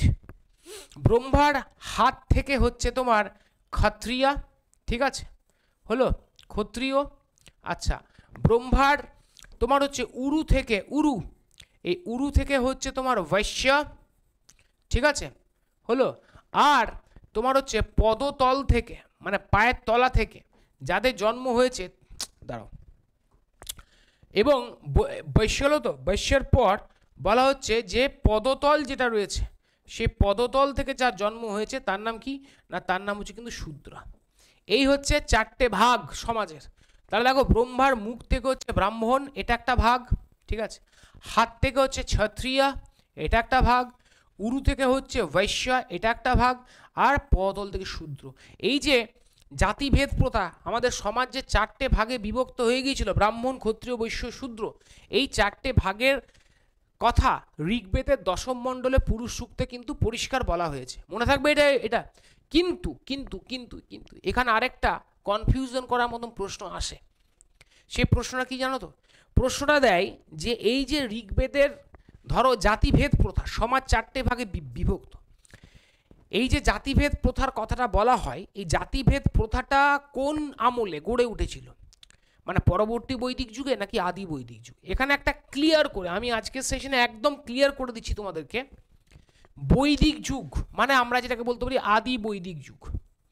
তো দেখো, আদি বৈদিক যুগ বলে যে পর্বটা ছিল, এই আদি বৈদিক যুগের সমাজ ব্যবস্থায় বর্ণভেদ প্রথা ছিল। কি প্রথা ছিল মাই ডিয়ার স্টুডেন্টস? খুব ভালো করে মনে রাখবে, বর্ণভেদ প্রথা ছিল। সমাজ আমি আগেই বলেছি যে আর্য আর অনার্য এই দুটো ভাগে বিভক্ত ছিল, ঠিক? আর later Vedic period, I mean পরবর্তী বৈদিক যুগ, এই জাতিভেদ প্রথাটা যে আমলে গড়ে উঠেছিল মাই ডিয়ার স্টুডেন্টস, আমি এখানটায় লিখছি, জাতিভেদ প্রথাটা যে আমলে গড়ে উঠেছিল সেটা হচ্ছে কিন্তু লেটার ভেদিক পিরিয়ড। অর্থাৎ আমরা বলতে পারি যে পরবর্তী বৈদিক যুগ, এই পরবর্তী বৈদিক যুগে আমরা বলতে পারি যে জাতিভেদ প্রথা যেটা, সেই জাতিভেদ প্রথাটা কিন্তু গড়ে উঠেছে। Clear? So this is the fact my dear students. তাহলে জাতিভেদ প্রথা কিন্তু আমরা বলতে পারি লেটার ভেদিক পিরিয়ডে গড়ে উঠেছে, আর আদি বৈদিক যুগে বর্ণভেদ প্রথা, ঠিক তো? তাহলে এটা কিন্তু প্রশ্ন দেয় যে কোন যুগে বর্ণভেদ প্রথা গড়ে উঠেছিল। মনে রাখবে, যে যুগে বর্ণভেদ প্রথা গড়ে উঠেছিল সেটা ছিল কিন্তু আদি বৈদিক যুগ, আর জাতিভেদ প্রথা পরবর্তী বৈদিক যুগ। Very good. চলো পরের প্রশ্ন, বলছে উপনিষদ হলো হিন্দু, মানে উপনিষদ হলো ড্যাশ, প্রশ্নটা হচ্ছে হিন্দু দর্শনের উৎস। এখানে আমি তোমাদেরকে আগেই বলে দিয়েছি যে উপনিষদকে কি বলা হয়। আমরা সবাই জানি উপনিষদকে বলা হয় বেদান্ত। কেন বেদান্ত? কারণ এটা হচ্ছে সবার শেষে রচিত হয়েছিল। উপনিষদ যেহেতু সমস্ত বৈদিক সাহিত্যের শেষে গিয়ে রচিত হয়েছে, তাই উপনিষদের নাম ছিল বেদান্ত, মানে বেদের অন্ত, ঠিক তো? বেদের অন্ত, তাই এটার নাম ছিল কিন্তু উপনিষদ। আর উপনিষদে কি রয়েছে? হিন্দু ফিলসফি, আমাদের যে হিন্দু দর্শন, সেই হিন্দু দর্শনের আমরা ডিটেলিং পাচ্ছি কিন্তু উপনিষদে। এখানে উপনিষদ থেকে দুটো ইনফরমেশন দিয়ে রাখি যেটা বিভিন্ন পরীক্ষায় এসেছে। এই আমরা যে আত্মা বলি, আত্মা, এক্সিস্টেন্স অফ দ্য সোল, এই আত্মার অস্তিত্বের কথা আমরা প্রথম যেটাই দেখি সেটা হচ্ছে কিন্তু উপনিষদ। এটা WBCS পরীক্ষায় দিয়েছে, তাই তোমরা প্রত্যেকে মনে রাখবে এই যে আত্মা, আমরা যেটাকে বলি আত্মা, যেটাকে বলি আত্মা, ঠিক আছে, আত্মার অস্তিত্ব আমরা কিন্তু প্রথম উপনিষদে পাচ্ছি, রাইট? এবং এবং উপনিষদে আরও একটা ইনফরমেশন পাচ্ছি, সুকান্ত আমাদের সঙ্গে জয়েন করেছে। ভাই সুকান্ত, তোমাকে গুড মর্নিং। এক্সাম ওয়ারিয়ারের আজকের এই প্ল্যাটফর্মে আমরা WBP এসআই মেন্সের ডেসক্রিপটিভ সেশন করছি ইতিহাসের ওপর, এবং ইতিহাসের যে চ্যাপ্টারটার উপর আমাদের ডেসক্রিপটিভ সেশন চলছে সেটা হচ্ছে কিন্তু প্রাচীন ভারতের ইতিহাস। তো সুকান্ত, উপনিষদ, মনে রাখবে উপনিষদকে বেদান্ত বলা হয়, কারণ বেদান্ত যেহেতু উপনিষদ সবার শেষে রচিত হয়েছে, নাম্বার 1। আর নাম্বার 2 সেটা হচ্ছে উপনিষদে আত্মার কথা বলা রয়েছে, এরা পরীক্ষায় আসে, প্রথম আত্মার কথা উপনিষদে বলা হয়েছে, এবং জন্মান্তকরণের কথা, অর্থাৎ আমরা এই যে বলি যে সেটা হচ্ছে যে পুনর্জন্মের তত্ত্ব, কি বললাম বুঝতে পেরেছো? পুনর্জন্ম, ঠিক আছে? তো এই পুনর্জন্মের তত্ত্বটা বা জন্মান্তকরণের তত্ত্বটা কিন্তু উপনিষদে রয়েছে, ঠিক? এবং আরেকটা জিনিস তোমাদের বলে রাখি, যেটা পরীক্ষাতে আসে, উপনিষদের একটা ভাগ রয়েছে, যেটা হচ্ছে কিন্তু মুন্ডাকা উপনিষদ। তোমরা জানো এই মুন্ডাকা উপনিষদে কিন্তু একটা বিখ্যাত কথা রয়েছে, যে কথাটা কিন্তু আমরা আমাদের ভারতবর্ষের জাতীয় প্রতীকে ব্যবহার করি, ন্যাশনাল এমব্লেমে ব্যবহার করি। সেটা কি সুকান্ত ভাই? সুকান্ত, সেটা হচ্ছে সত্যমেব জয়তে। আসে না পরীক্ষায় প্রশ্নটা? ডেফিনেটলি আসে, মনে রাখবে সত্যমেব জয়তে, তাই তো? তাহলে মনে রাখবে সত্যমেব জয়তে এই শ্লোকটা, এই মন্ত্রটা আসলে কোন বৈদিক সাহিত্য থেকে নেওয়া? এই মন্ত্রটা আসলে যে বৈদিক সাহিত্য থেকে নেওয়া সেটা হচ্ছে কিন্তু উপনিষদ। সত্যমেব জয়তে, এটা কিন্তু উপনিষদ থেকে নেওয়া, ঠিক? আশা করি তোমাদেরকে পুরো বিষয়টা বোঝাতে পেরেছি। তাহলে উপনিষদের গল্প, ওদিকে বৈদিক সমাজের গল্প, আশা করি ইন ডিটেলসে বোঝাতে পেরেছি। চলো চলে যাবো নেক্সট স্লাইডে। নেক্সট স্লাইডে যেটা বলা হচ্ছে, দেখো বলা হচ্ছে, আমি এই প্রশ্নটাকে একদম সহজভাবে তোমাদেরকে ব্যাখ্যা করে দিচ্ছি। সেটা হচ্ছে এটাই, বলা হচ্ছে কোন দেবতা বৈদিক যুগের দুর্গ ভঙ্গকারী ছিলেন এবং যুদ্ধের দেবতা ছিলেন? আমার উত্তর দেওয়া আছে, তোমরা প্রত্যেকে দেখতে পাচ্ছ, আশা করি উত্তর করে দেবে ইন্দ্র, তাই তো? ভাই সুকান্ত বলবে ইন্দ্র, ঠিক ঠিক একদম স্যার, ইন্দ্র ছাড়া কোনো কথা হবে না, কারণ ইন্দ্রই ছিলেন কিন্তু বৈদিক যুগে যুদ্ধের দেবতা এবং দুর্গ ভঙ্গকারী দেবতা। জাহাঙ্গীর, আমরা ইতিমধ্যে আমাদের আজকের যে সেশন, এক সেকেন্ড দাঁড়াও, জাহাঙ্গীর আমাদের আজকের যে সেশন, সেখানে আমরা ইতিমধ্যে যে বিষয়গুলো নিয়ে আলোচনা করছি, সেখানে কিন্তু আমরা এই বৈদিক যুগের দেবদেবীদের নিয়ে কিন্তু ইতিমধ্যে আমরা আলোচনা করে ফেলেছি, তাই না? তাই তো? এবং বৈদিক যুগের এই দেবদেবীদের নিয়ে আলোচনা করতে গিয়ে ভাই জাহাঙ্গীর আমরা দেখেছি যে বৈদিক যুগের সবচেয়ে গুরুত্বপূর্ণ দেবতা যিনি ছিলেন তিনি হচ্ছেন কিন্তু ইন্দ্র, অন্তত বৈদিক যুগের। তো বৈদিক যুগের সবচেয়ে গুরুত্বপূর্ণ দেবতা ছিলেন ইন্দ্র, এবং আমি এটাও বলেছি যে ইন্দ্রর উদ্দেশ্যে সবচেয়ে বেশি শ্লোক উৎসর্গ করা হয়েছে ঋগ্বেদে, 250টা, তাই তো? ইন্দ্রর নামটা কি? এই যে ইন্দ্র, তিনি দুর্গ ভঙ্গ করেন, তাই ইন্দ্রর একটা নাম আছে, এই নামটা পরীক্ষায় আসে। এই নামটা কি বলতো সুকান্ত? এই নামটা হচ্ছে পুরন্দর, খাতায় লিখে রাখবে। ইন্দ্রকে ঋগ্বেদে বলা হয়েছে পুরন্দর। এই যে কি বললাম, ইন্দ্রকে ঋগ্বেদে কি বলা হয়েছে মাই ডিয়ার স্টুডেন্টস? মনে রাখবে ইন্দ্রকে ঋগ্বেদে যে নামে অভিহিত করা হচ্ছে পুরন্দর। পুরন্দর, এই পুরন্দর মানে কি? এই যে নগর বা দুর্গ, এই যে দুর্গ, এই দুর্গকে বলা হতো সংস্কৃত ভাষায় দুর্গ বলতো পুর। তাহলে পুর, যিনি নগর বা দুর্গ ধ্বংস করেন তিনি হচ্ছেন কিন্তু পুরন্দর। বোঝাতে পেরেছি মাই ডিয়ার স্টুডেন্টস? আবারও বলছি, এরা প্রত্যেকে তোমরা মনে রাখবে,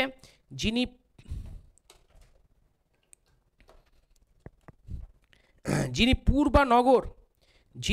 বা নগর ধ্বংস করেন তিনি হচ্ছেন কিন্তু পুরন্দর। তাহলে ইন্দ্র কেন পুরন্দর? কারণ তিনি হচ্ছেন কিন্তু পুর বা নগর তিনি ধ্বংস করেছেন। ইন্দ্র যেহেতু বললাম পুর বা নগর ধ্বংস করেছেন, তাই কিন্তু ইন্দ্র পুরন্দর। খেয়াল থাকবে তো? এটা হচ্ছে ঘটনা। এরপর আমরা নেক্সট যে প্রশ্নটাই যাব, সেটা হচ্ছে বৈদিক যুগে একদল পরিবারকে বোঝাতে যে শব্দটা ব্যবহৃত হতো সেটার নাম কি? দেখো গ্রাম, উত্তর হচ্ছে গ্রাম। এই প্রশ্নটাকে এবার আমি ইন ডিটেলসে তোমাদের সঙ্গে আলোচনা করবো, গ্রামের ব্যাপারটা খুব ভালো করে বোঝো, ঠিক আছে? ভেরি গুড, সুকান্ত খুব ভালো উত্তর দিয়েছো এবং জাহাঙ্গীরও খুব ভালো উত্তর দিচ্ছ। এবার দেখো আরেকটা প্রশ্ন, বৈদিক যুগে একদল পরিবারকে বোঝাতে যে শব্দটা ব্যবহার হতো শব্দটার নাম কি? গ্রাম। গ্রাম আছে তো, গ্রাম। এবার এই প্রশ্নটাকে আমি তোমাদের সাথে একটু ডিটেলসে আলোচনা করব। সেই ডিটেলসটা কি দেখো, বৈদিক যুগে সবার তলায় কি ছিল, সবার তলায় আমরা যদি বৈদিক যুগের সোশ্যাল ডিভিশনটা দেখি, মানে আমরা যদি বৈদিক যুগের সামাজিক বিভাজনটা দেখি, তাহলে সবার তলায় যেটা ছিল সেটা ছিল কিন্তু কুল। কি বললাম? কুল। কুল খুব ভালো করে মনে রাখবে, কুল। এই কুল মানে কি বলো তো? কুল মানে হচ্ছে পরিবার। তাহলে ঋগ বৈদিক যুগে বেসিক্যালি সমাজের ভিত্তি ছিল পরিবার, মানে কুল। ঠিক, এই কুলের যিনি প্রধান হতেন তাকে কি বলা হতো? কুলের যিনি প্রধান হতেন তাকে হতো কুলপা। কি বললাম? কুলের যিনি প্রধান হতেন তাকে কি বলা হতো মাই ডিয়ার স্টুডেন্টস? যিনি কুলের প্রধান হতেন কুলপা। কুলের পর কতকগুলো কুল নিয়ে কি তৈরি হতো? কতকগুলো কুল নিয়ে তৈরি হতো গ্রাম, মানে কয়েকটা পরিবার নিয়ে তৈরি হতো গ্রাম। এই গ্রামের যিনি প্রধান তাকে কি বলা হতো? গ্রামের যিনি প্রধান হতেন তাকে বলা হতো গ্রামণী। কি বললাম বুঝতে পেরেছো তো? গ্রামের যিনি প্রধান হতেন তাকে কি বলতো? গ্রামণী। ঠিক, কতকগুলো গ্রাম মিলে তৈরি হতো কি বলতো? কতকগুলো গ্রাম মিলে তৈরি হতো 20, বয়হর্ষী তালব্যস্য 20। এই 20-এর যিনি প্রধান হতেন তাকে কি বলা হতো? এই 20-এর যিনি প্রধান হতেন তাকে বলা হতো বিশপতি। কি বললাম বুঝতে পেরেছো তো? 20-এর যিনি প্রধান হতেন তাকে কি বলতো মাই ডিয়ার স্টুডেন্ট? বিশপতি। ক্লিয়ার? আর কতগুলো 20 নিয়ে তৈরি হতো কি? কতগুলো 20 নিয়ে তৈরি হতো জন, রাইট? আর এই জনের যিনি প্রধান হতেন তাকে কি বলা হতো? জনের যিনি প্রধান হতেন তাকে বলা হতো গোপ, গয় ওকার প। দয়া করে অনুরোধ করব খাতায় প্রত্যেকটা ইনফরমেশন টু দি পয়েন্ট টুকে রেখে দাও, ঠিক আছে? এটা হচ্ছে ঋগ বৈদিক যুগের সমাজ জীবন, সামাজিক জীবন। ঋগ বৈদিক যুগে যে সোশ্যাল লাইফ তার হচ্ছে পুরো ডিভিশন, এই যে, ঠিক আছে? তাহলে পরিবার, তারপরে গ্রাম, তারপরে 20, তারপরে জন। আশা করবো আমি বোঝাতে পেরেছি ব্যাপারটা। বুঝতে পেরেছি তো জাহাঙ্গীর? ভেরি গুড ভাই।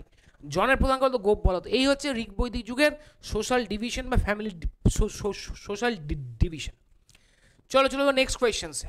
সেটা হচ্ছে এইটা তোমরা মোটামুটি প্রত্যেকেই জানো যে ঋগ বৈদিক যুগে আর্যদের পরিবার। আচ্ছা এবারে দেখো এই যে প্রশ্নটা নিয়ে আলোচনা করবো, এতক্ষণ ধরে আমরা যে প্রশ্নগুলো নিয়ে আলোচনা করে গেছি সেই প্রশ্নগুলোর মান ছিল 2 নম্বরের।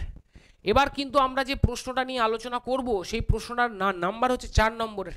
এবার কিন্তু আমরা 4 নম্বরের প্রশ্ন নিয়ে আলোচনা করব মাই ডিয়ার স্টুডেন্টস। 4 নম্বরের প্রশ্নগুলো সাধারণত ডাব্লিউবিপি এসআইতে কী ধরনের আসে দেখো? 2+2, 2 মার্কসের প্লাস 2 মার্কসের, 2+2। তো প্রথম প্রশ্নটা খুব ভালো করে দেখো, বলা হচ্ছে যে ঋগ বৈদিক যুগে আর্যদের পরিবারগুলো কেমন ছিল।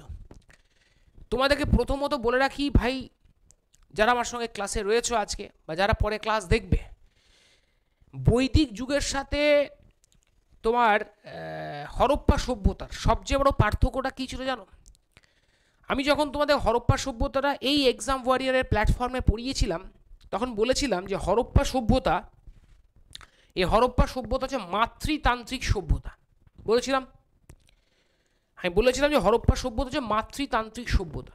কিন্তু এই যে বৈদিক সভ্যতা যেটা আমি আলোচনা করছি এটা ছিল কিন্তু পুরো দস্তুর পিতৃতান্ত্রিক সভ্যতা, বা আমরা এটাকে বলতে পারি পুরুষতান্ত্রিক সভ্যতা।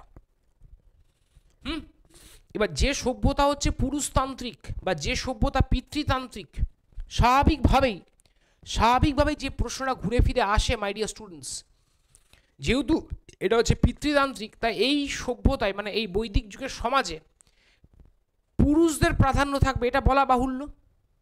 তাই এখানে দেখো ঋগ বৈদিক আর্যদের পরিবার কী ছিল? পিতৃতান্ত্রিক, আমরা আনসার পেয়ে গেছি, ঠিক? এবং আরেকটা 2 নম্বরের প্রশ্ন, ভারতের রাষ্ট্রীয় প্রতীক সত্যমেব জয়তে শব্দগুলো কোত্থেকে নেওয়া হয়েছে? তো এটা আমরা ইতিমধ্যে আনসার পেয়ে গেছি, মুন্ডক উপনিষদ থেকে আমরা ইতিমধ্যে আলোচনা করে ফেলেছি, তাই এটা নিয়ে আর এক্সপ্লেনেশন করছি না, ঠিক? বেশ, এখানে দেখো আরও 4 নম্বরের 2টো প্রশ্ন কিন্তু তোমাদের রয়েছে। একটা হচ্ছে মনুস্মৃতি যে বিষয়ের সাথে জড়িত। তো মনুস্মৃতি থেকে আমরা কি জানতে পারি? আমরা মনুস্মৃতি থেকে প্রাচীন ভারতবর্ষে যে আইন, প্রাচীন ভারতবর্ষের যে আইন ব্যবস্থা যেটা রয়েছে সে আইন ব্যবস্থা সম্পর্কিত বিষয় আশয় আমরা মনুস্মৃতি থেকে জানতে পারি।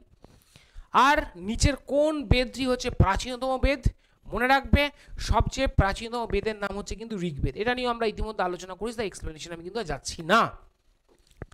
নেক্সট কোয়েশ্চেন দেখো, কমন পাচ্ছ 4 নম্বরের প্রশ্ন এটাও। উপনিষদে উল্লিখিত দর্শন কি নামে পরিচিত? তোমরা সবাই জানো উপনিষদে যে দর্শনটা যে নামে পরিচিত সেই দর্শনটা বলে বেদান্ত। এইটাও ইতিমধ্যে আমি আলোচনা করেছি তোমাদের সঙ্গে, বেদান্ত দর্শন নামে পরিচিত। ঠিক, কেন বেদান্ত বলে উপনিষদকে সেটাও আমি বলেছি, ঠিক তো? এটা নিয়ে আমি আলোচনা এখানে আর করছি না। আরেকটা প্রশ্ন দেখো, বলা হচ্ছে বৈদিক যুগের রাজারা প্রজাদের কাছ থেকে যে কর আদায় করতেন তাকে কি বলা হতো? তো বৈদিক যুগে রাজারা প্রজাদের কাছ থেকে যে কর আদায় করতেন সেই করটার নাম ছিল বলি কর। বলি, এই যে মনে রাখবে, এই বলি কিন্তু কোনো রেগুলার ট্যাক্স ছিল না, এখানে বলে রাখি। এই বলি ছিল কিন্তু এটা অনিয়মিত কর। কি বললাম বুঝতে পেরেছো তো? বলি ছিল কি? বলি ছিল এটা একটা অনিয়মিত কর। অনিয়মিত কর, আমি আবারও বলছি, বলি কি ছিল? বলি ছিল অনিয়মিত কর, ঠিক আছে? বলি ছিল কিন্তু এটা অনিয়মিত কর, অর্থাৎ অনিয়মিত কর মানে রাজাকে বলি দেওয়া যেতেও পারে, মানে বলি মানে এখানে বলিদান ভাববে না, আবার রাজাকে একজন প্রজার এটা ডিপেন্ড করতো যে তিনি রাজাকে বলি হিসেবে কর দেবেন কি দেবেন না, মানে বাধ্যতামূলক কোনো রকম ছিল না যে দিতেই হবে, এরকম কোনো কিন্তু কম্পালশন ছিল না। বুঝতে পেরেছো?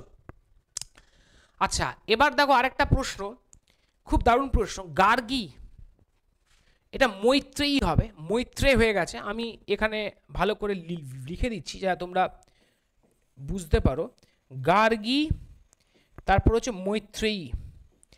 গার্গী, মৈত্রেয়ী এবং কপিলার বাড়ি কোথায় ছিল?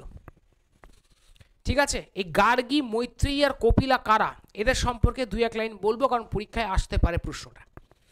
আমি সেই সমস্ত বিষয়গুলো নিয়ে বলবো মাই ডিয়ার স্টুডেন্টস, যেগুলো তোমাদের পরীক্ষায় আসে, যে বিষয়গুলো পরীক্ষায় তোমাদের গুরুত্বপূর্ণ, সেগুলো নিয়ে আমি আলোচনা করবো। আদারওয়াইজ এক্সট্রা ইরেলিভেন্ট কথাবার্তা আমি বলবো না।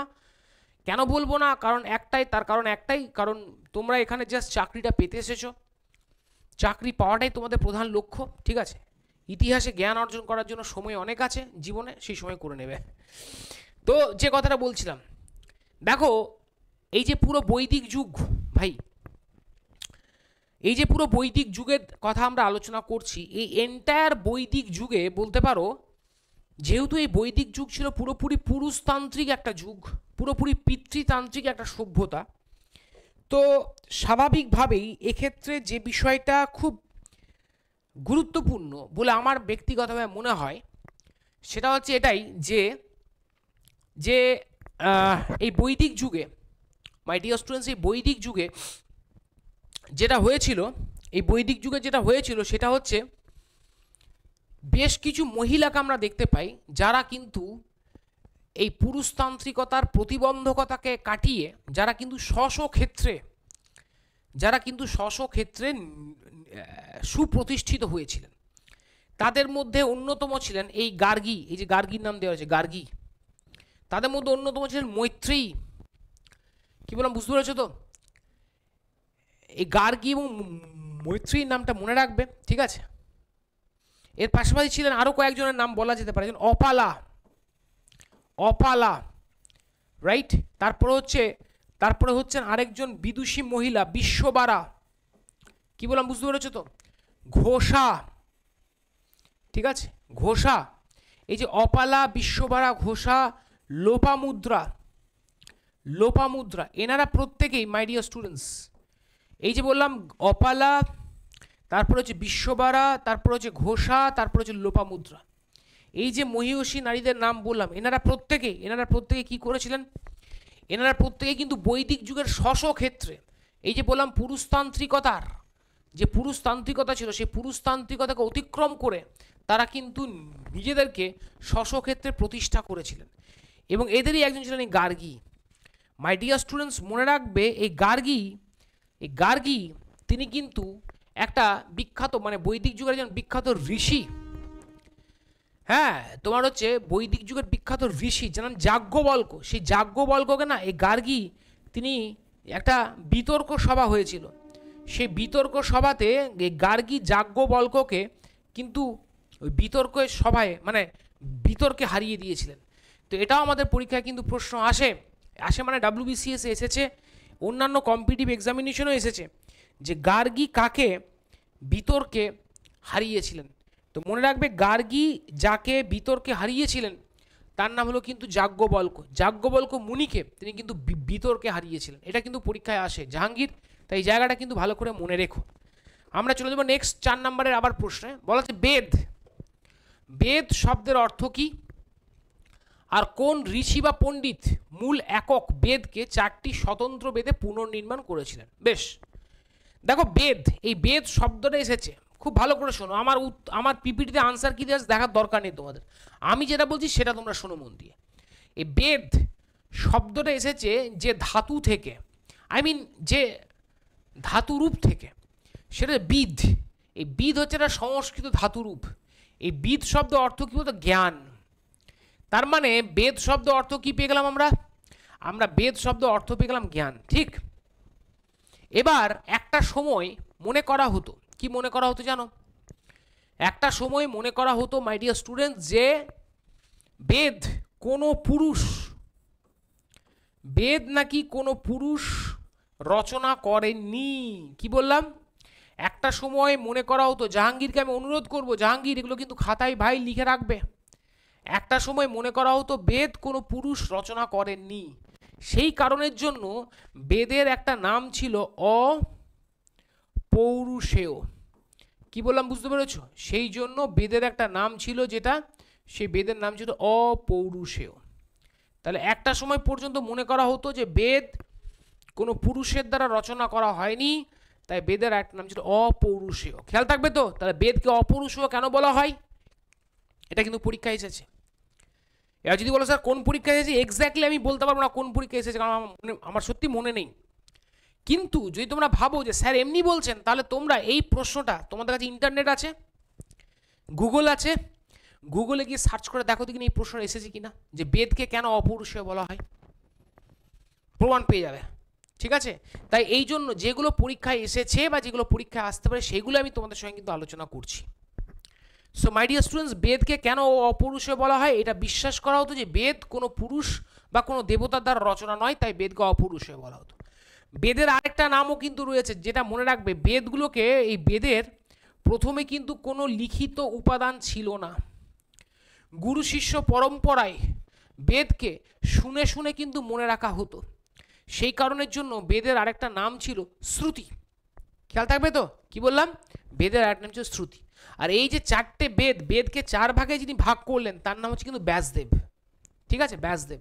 তবে এখানে আরেকটা বিষয় তোমাদের বলে রাখি, 4টে বেদ আমরা জানি যে 1 চন্দ্র, 2 পক্ষ, 3 নেত্র, 4 বেদ। 4 বেদ, এই যে ঋগ্বেদ, সামবেদ, যজুর্বেদ, অথর্ববেদ, 4টে যে বেদ ছিল ভাই জাহাঙ্গীর, তার মধ্যে প্রথম 3টে বেদ, মানে ঋগ্বেদ, সামবেদ আর যজুর্বেদ, এই প্রথম 3টে বেদ, অথর্ববেদ কিন্তু বাদ। আমি আবারও বলছি, মানে out of the 4 Vedas, the first 3 Vedas, Rigveda, Samaveda and Yajurveda, the first 3 Vedas were called, কি নাম বলা হতো? প্রথম 3টে বেদকে বলা হতো ত্রয়ী।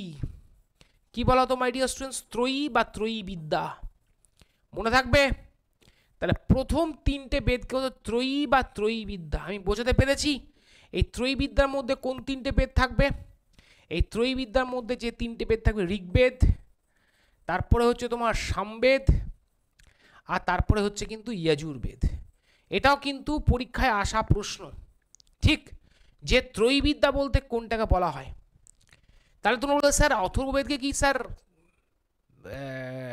3টে বেদ, তাহলে স্যার অথর্ববেদ গেল কোথায়?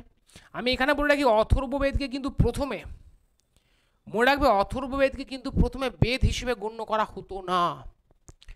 মাই ডিয়ার স্টুডেন্টস, আবারও বলছি, অথর্ববেদকে কিন্তু প্রথমে, কি বললাম? অথর্ববেদকে কিন্তু প্রথমে বেদ হিসেবে গণ্য করা হতো না। স্যার হতো না? না, হতো না স্যার, অথর্ববেদকে বেদ হিসেবে গণ্য করা হতো না, তাই অথর্ববেদকে কিন্তু ত্রয়ীবিদ্যা বলা হচ্ছে না।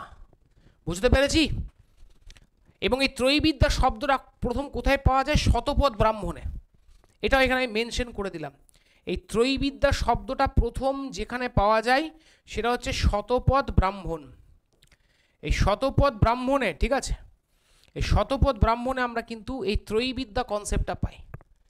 Is it clear to everyone? তাহলে ত্রয়ীবিদ্যা শব্দটা আমরা কোথায় পাই? শতপথ ব্রাহ্মণে। মনে থাকবে তো মাই ডিয়ার স্টুডেন্টস? চলো, পরবর্তীকালে অবশ্য অথর্ববেদকে বেদের মধ্যে কনভার্ট করা হয়েছে বা বেদের মধ্যে ইনক্লুড করা হয়েছে, ঠিক তো? এটা মনে রেখো।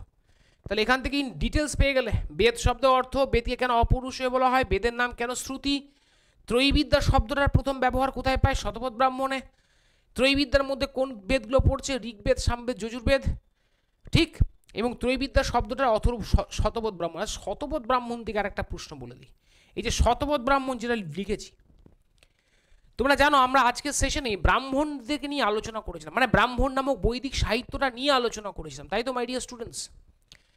মনে রাখবে ব্রাহ্মণ নামক যে বৈদিক সাহিত্যগুলো ছিল তার মধ্যে সবচেয়ে পুরনো ব্রাহ্মণ যেটাকে বলা হয় ওল্ডেস্ট, সবচেয়ে পুরনো এবং সবচেয়ে বৃহত্তম, ওল্ডেস্ট এবং লার্জেস্ট ব্রাহ্মণরা যেটা হচ্ছে, কি বললাম মাই ডিয়ার স্টুডেন্টস?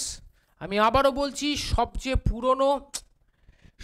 পুরনো এবং সবচেয়ে বৃহত্তম ব্রাহ্মণ যেটার নাম সেটা হচ্ছে কিন্তু শতপথ ব্রাহ্মণ। আমি কাইন্ডলি তোমাদেরকে বলবো, জাহাঙ্গীর এই মুহূর্তে আমার সাথে ক্লাসে রয়েছে, যারা পরে ক্লাস দেখবে তারা কাইন্ডলি কিন্তু এটা খাতায় লিখে রাখবে যে সবচেয়ে পুরনো এবং সবচেয়ে বৃহত্তম ব্রাহ্মণটার নাম হচ্ছে আমাদের হচ্ছে শতপথ ব্রাহ্মণ। ঠিক হ্যাঁ, ক্লিয়ার, ভেরি গুড। চলো, সর্বমোট পুরাণের সংখ্যা কত? দেখো পুরাণের সংখ্যা 18টা আমরা জানি, এবং দেখো প্রশ্ন কমন পড়ছে কিনা। 2 নম্বরের প্রশ্ন, ঋগ্বেদে গায়ত্রী মন্ত্র কাকে উৎসর্গ করা হয়েছে? তো আমরা সবাই জানি এটা নিয়ে আমরা ইতিমধ্যে আলোচনা করে নিয়েছি। তাই ঋগ্বেদে গায়ত্রী মন্ত্র যাকে উৎসর্গ করা হয়েছে তার নাম সাবিত্রী। নেক্সট কোয়েশ্চেন, সেটা হচ্ছে ঋগ্বেদ কত সালে রচিত হয়? এটা সময়কাল দেওয়া আছে, 1500 থেকে 1000 খ্রিস্টপূর্বাব্দ। আরেকটা প্রশ্ন দেখো, বলা হচ্ছে বেদের অপর নাম কি? তো বেদের অপর নাম হলো শ্রুতি। কেন বেদকে শ্রুতি বলা হয় এটা নিয়েও আমরা ব্যাখ্যা করে দিয়েছি, কারণ প্রথমে কিন্তু বেদের কোনো লিখিত আকার ছিল না, গুরু শিষ্য পরম্পরায় বেদকে কিন্তু প্রথমে ওই পড়ে পড়ে মনে রাখার একটা ব্যাপার ছিল, তাই বেদকে কিন্তু শ্রুতি বলা হতো। ঠিক, তাই এটা আমরা সবাই মনে পারবো, তাই এটা আমি এক্সপ্লেনেশন করছি না। এরপরের যে প্রশ্ন, ভারতীয় সঙ্গীতের আদি গ্রন্থ কি? তো ভারতীয় সঙ্গীতের আদি গ্রন্থ যেটা হচ্ছে সেটা সামবেদ। ঠিক, এবং বলা হচ্ছে কোন ভাষায় বেদ রচিত হয়েছিল? দেখো এটাও প্রশ্ন দেওয়া রয়েছে সংস্কৃত। এখানে আমি একটা জিনিস খালি অ্যাড করে দিতে চাই, সংস্কৃত মানে ধ্রুপদী সংস্কৃত। বুঝতে পেরেছো কি বললাম? সংস্কৃত মানে হচ্ছে ধ্রুপদী সংস্কৃত। তো মনে রাখবে যে ভাষায় বেদ রচিত সেটা হচ্ছে ক্লাসিক্যাল সংস্কৃত বা ধ্রুপদী সংস্কৃত। এই ভাষায় কিন্তু আমরা বলতে পারি এই বেদ কিন্তু রচিত। ঠিক হ্যাঁ মাই ডিয়ার স্টুডেন্টস, চলো নেক্সট কোয়েশ্চেন, সেটা হচ্ছে আদি বৈদিক যুগে গ্রামের প্রধান কে ছিলেন? এটা আমরা করতে পারবো তো? হ্যাঁ জাহাঙ্গীর, সাবিত্রী সূর্যদেবী, একদম ঠিক, একদম ঠিক। ঠিক আছে, দেখো যে বিষয়টা বলা হচ্ছে সেটা হচ্ছে যে আদি বৈদিক যুগে গ্রামের প্রধান কে ছিলেন? তো আদি বৈদিক যুগে গ্রামের প্রধান যিনি ছিলেন তাকে গ্রামণী। এটা আমরা ইতিমধ্যে আনসার করে দিয়েছি, মানে আমরা উত্তর জানি এটার, যেহেতু আমরা এই ডিটেলসে আলোচনা করেছি, তাই তো। এবং বলা হচ্ছে বৈদিক দেবতা ইন্দ্রের অপর নাম কি? এটাও আমরা সবাই পারবো, ইন্দ্রের অপর নাম ছিল কিন্তু পুরন্দর। ইন্দ্রকে আরেকটা যে নামে ডাকা হতো সেটা কিন্তু পুরন্দর, এটা আমরা পারবো। ঠিক, পরের প্রশ্ন, বৈদিক যুগে যে অলঙ্কারটা ছিল যে নাম ছিল তোমার নিষ্ক, তো বৈদিক যুগের নিষ্ক নামক যে অলঙ্কারটি কোথায় পড়া হতো? মনে রাখবে নিষ্ক নামে অলঙ্কারটি, এটা নিষ্ক, এটা হচ্ছে অলঙ্কার। আমরা ঋগ্বেদে একটা শব্দ দেখতে পাই যে শব্দটার অর্থ হচ্ছে নিষ্ক, দন্তন্বয়ে হস্যি মূর্ধন্যস্য কয়, নিষ্ক। তো এই যে নিষ্ক নামক যে অলঙ্কারটা ছিল সেটা বেসিক্যালি গলায় পরা হতো। আর বৈদিক যুগে সুত শব্দটি কোন অর্থে ব্যবহৃত হতো? রথচালক। মনে রাখবে সুত শব্দটি যে নামে ব্যবহৃত হতো সেটা রথচালক, যারা রথচালক তাদের সুত বলা হতো। ঠিক, এগুলো আমাদের মোটামুটি কমন। এরপর যে প্রশ্নটা সেটা হচ্ছে গোত্র শব্দটি প্রথম কোথায় পাওয়া যায়, মানে কোন বেদে পাওয়া যায়? তো গোত্র শব্দটা প্রথম যে বেদে পাওয়া যায় সেটা হচ্ছে কিন্তু ঋগ্বেদ। আর বলা হচ্ছে উপনিষদগুলো কখন সংকলিত হয়েছিল? উপনিষদগুলো সংকলিত হয়েছিল মোটামুটি খ্রিস্টপূর্ব 800 অব্দে। এখানে দেখো মোটামুটি শব্দটা বলা হয়েছে, এখানে দেখো মোটামুটি শব্দটা বলা হয়েছে। দেখো এই মোটামুটি শব্দটার অর্থ হচ্ছে এটাই মাই ডিয়ার স্টুডেন্টস, সেটা হচ্ছে তোমার যে বলতে পারো মোটামুটি শব্দটা মানে যেহেতু স্পেসিফিক, আমরা কোনো সুনির্দিষ্ট টাইম বলতে পারবো না, আমরা কোনো সুনির্দিষ্ট টাইম বলতে পারবো না যে এই সময়েই উপনিষদটা রচিত হয়েছে। একটা অ্যাপ্রক্সিমেট, একটা আনুমানিক টাইম আমরা অ্যান্টিসিপেট করতে পারি regarding the compilation of the Upanishad. কি বললাম বুঝতে পেরেছো তো? সেই কারণের জন্যই আমরা এখানে উপনিষদের ক্ষেত্রে মোটামুটি শব্দটা ব্যবহার করেছি। জাহাঙ্গীর লিখেছে নিষ্কমনা ধাতু ছিল, হ্যাঁ হ্যাঁ হ্যাঁ একদমই নিষ্কমনা ধাতু ছিল, তবে আর্যরা বলতে পারো তারা কিন্তু মুদ্রার ব্যবহারটা জানতো না, কয়েনেজের ব্যবহার যেটা সেটা তারা কিন্তু জানতো না। ঠিক আছে, বেশ। তারপরের প্রশ্ন, আর্যদের প্রধান জীবিকা কী ছিল? দেখো মাই ডিয়ার স্টুডেন্টস, এটা আমি তোমাদেরকে আগেই বলে দিয়েছি, আর্যদের প্রধান জীবিকা কী ছিল। দেখো আর্যদের প্রধান জীবিকা ছিল যেটা, সেটা হচ্ছে কৃষিকাজ ও পশুপালন। দেখো ঋগ্বৈদিক যুগ আর হরপ্পা সভ্যতা, এই দুটোর মধ্যে ফারাকটা খুব ভালো করে বোঝো জাহাঙ্গীর। বৈদিক যুগের সাথে হরপ্পা সভ্যতার সবচেয়ে দুটো পার্থক্য হচ্ছে, প্রথম পার্থক্য আমি বলেছি যে হরপ্পা সভ্যতা ছিল একটা মাতৃতান্ত্রিক সভ্যতা, আর বৈদিক যুগ নিয়ে বলেছি যে বৈদিক যুগ ছিল একটা পিতৃতান্ত্রিক সভ্যতা। ঠিক তো মাই ডিয়ার স্টুডেন্টস? তো এবার যে প্রশ্নটা এখানে খুব গুরুত্বপূর্ণ, যে প্রশ্নটা এক্ষেত্রে খুব গুরুত্বপূর্ণ সেটা হচ্ছে বৈদিক যুগে এই হরপ্পা সভ্যতা ছিল ভারতবর্ষের প্রথম নগর কেন্দ্রিক সভ্যতা, কিন্তু যখন এই বৈদিক সভ্যতা শুরু হলো, বৈদিক সভ্যতা কিন্তু নগর কেন্দ্রিক সভ্যতা ছিল না, বরঞ্চ বৈদিক সভ্যতা ছিল পুরোপুরি কি না, পুরোপুরি গ্রাম কেন্দ্রিক সভ্যতা। ঠিক বললাম মাই ডিয়ার স্টুডেন্টস? এটা তোমরা কিন্তু কাইন্ডলি প্রত্যেকে মনে রাখবে। এটা হচ্ছে হরপ্পার সাথে বৈদিক যুগের সবচেয়ে বড় তফাৎ। হরপ্পা সভ্যতা ছিল আমি বলেছি নগর কেন্দ্রিক সভ্যতা, কিন্তু যখন বৈদিক সভ্যতা শুরু হলো আমরা দেখলাম আবার নগর থেকে গ্রামে কিন্তু ট্রান্সফরমেশনটা করলো। This is the fact, this is the reality. তাই বৈদিক যুগ যেহেতু গ্রাম কেন্দ্রিক সভ্যতা, তাই বৈদিক যুগে মানুষের প্রধান জীবিকা কী ছিল? বৈদিক যুগের মানুষদের প্রধান জীবিকা ছিল কৃষিকাজ, রাইট? এবং বৈদিক যুগের মানুষদের প্রধান জীবিকা ছিল পশুপালন। তো কৃষিকাজ ও পশুপালন ছিল কিন্তু বৈদিক যুগের মানুষদের প্রধান জীবিকা। তোমরা বলতে পারো স্যার তাহলে কি বৈদিক যুগে আর্যরা ব্যবসা বাণিজ্য কি স্যার করতো না? তোমরা বলতে পারো স্যার বৈদিক যুগে কি আর্যরা তাহলে কি স্যার ব্যবসা বাণিজ্য করতো না? তোমরা যদি এই প্রশ্নটার আমার কাছে আনসার চাও তাহলে আমি বলবো দ্য উত্তর ইজ নো, দ্য উত্তর ইজ নো। যদি বলো স্যার কেন স্যার? কারণ ঋগ্বেদে সাগরের কথা বলা রয়েছে, সাগর সমুদ্র। তো সাগরের কথা বলা রয়েছে, পূব সাগর আর পশ্চিম সাগরের কথা বলা রয়েছে। তার মানে এখান থেকে এটা প্রমাণিত যে ঋগ্বৈদিক যুগে আর্যরা সামুদ্রিক বাণিজ্যের সঙ্গে পরিচিত ছিল। ঋগ্বেদে একটা নৌকোর কথা বলা হয়েছে, যে নৌকোটার নাম হচ্ছে শত অনিত্র। বুঝতে পেরেছো তো? এটা তোমাদের খাতায় লেখার দরকার নেই, জাস্ট আমি গল্পের আকারে বলছি শত অনিত্র। তো শত অনিত্র শব্দের অর্থ কি না, 100টা দাঁড় বিশিষ্ট একটা নৌকো। তার মানে আর্যরা যেহেতু ঋগ্বেদে সমুদ্রের কথা উল্লেখ রয়েছে, শত অনিত্র বা যেটা বললাম 100টা দাঁড় বিশিষ্ট নৌকোর কথা উল্লিখিত রয়েছে, তার মানে এখান থেকে প্রমাণিত যে 100টা দাঁড়ওয়ালা নৌকো নিয়ে সমুদ্রপথে আর্যরা বা ঋগ্বৈদিক যুগে ব্যবসা বাণিজ্য প্রচলিত ছিল। তারপরেও তোমরা আমাকে বলতে পারো স্যার তারপরেও আপনি কেন বলছেন যে ঋগ্বৈদিক আর্যরা ব্যবসা বাণিজ্য করতো না বা করতে জানতো না? তার কারণ একটাই, বা এটার উত্তর একটাই মাই ডিয়ার স্টুডেন্টস। এটার উত্তর হচ্ছে একমাত্র একটাই, যে আর্যরা ব্যবসা বাণিজ্য করতে জানতো না। এটার উত্তর একটাই, সেই উত্তরটা কি জানো? সেই উত্তরটা হচ্ছে যে ঋগ্বেদে একটা শব্দ ব্যবহার করা হয়, যে শব্দটার নাম হচ্ছে পনি, প দন্তন্বয় হস্যি বা মূর্ধন্য দিক, এই যে পনি। খুব ভালো করে দেখো, এই যে এই শব্দটা ঋগ্বেদে ব্যবহার করা হয়েছে, পনি। এই যে মাই ডিয়ার স্টুডেন্টস, এই শব্দটা ঋগ্বেদে, এই যে পনি শব্দটা ব্যবহার করা হচ্ছে, এই পনি শব্দের অর্থ কি? ঋগ্বেদ বলছে যে সমস্ত মানুষেরা ব্যবসা বাণিজ্যের সঙ্গে যুক্ত, যারা ব্যবসা বাণিজ্য করেন, যারা সুদের কারবার করেন, তারা হচ্ছেন কিন্তু তারা ধর্ম কর্ম যাগ যজ্ঞ এই ধরনের আচার অনুষ্ঠানগুলো করেন না, তাই তারা হচ্ছেন কিন্তু পনি। তারা হচ্ছেন সমাজের অসৎ ব্যক্তি, ডিসঅনেস্ট পার্সোনালিটি। তাই জন্য ঋগ্বেদে পনি শব্দটা কিন্তু উল্লেখ করা হয়েছে বা পনি শব্দটা কিন্তু ব্যবহার করা হয়েছে। আমি কি বোঝাতে পারলাম মাই ডিয়ার স্টুডেন্টস? আশা করি বোঝাতে পেরেছি।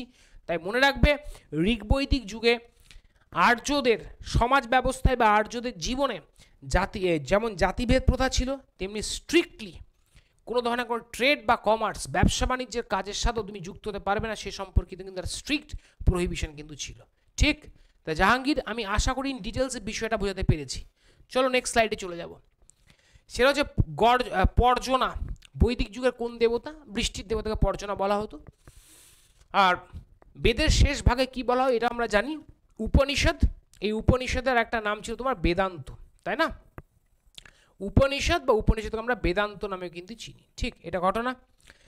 আর আরেকটা দেখো, বলা হয়েছে বৈদিক সমাজের সর্বনিম্ন স্তরে কে ছিল। যেহেতু সমাজ বলেছে, তো আমরা সবাই জানি ভাই যে জাতিভেদ প্রথা যেটা ছিল, সবার উপরে ছিল ব্রাহ্মণ আর সবার তলায় ছিল শূদ্র।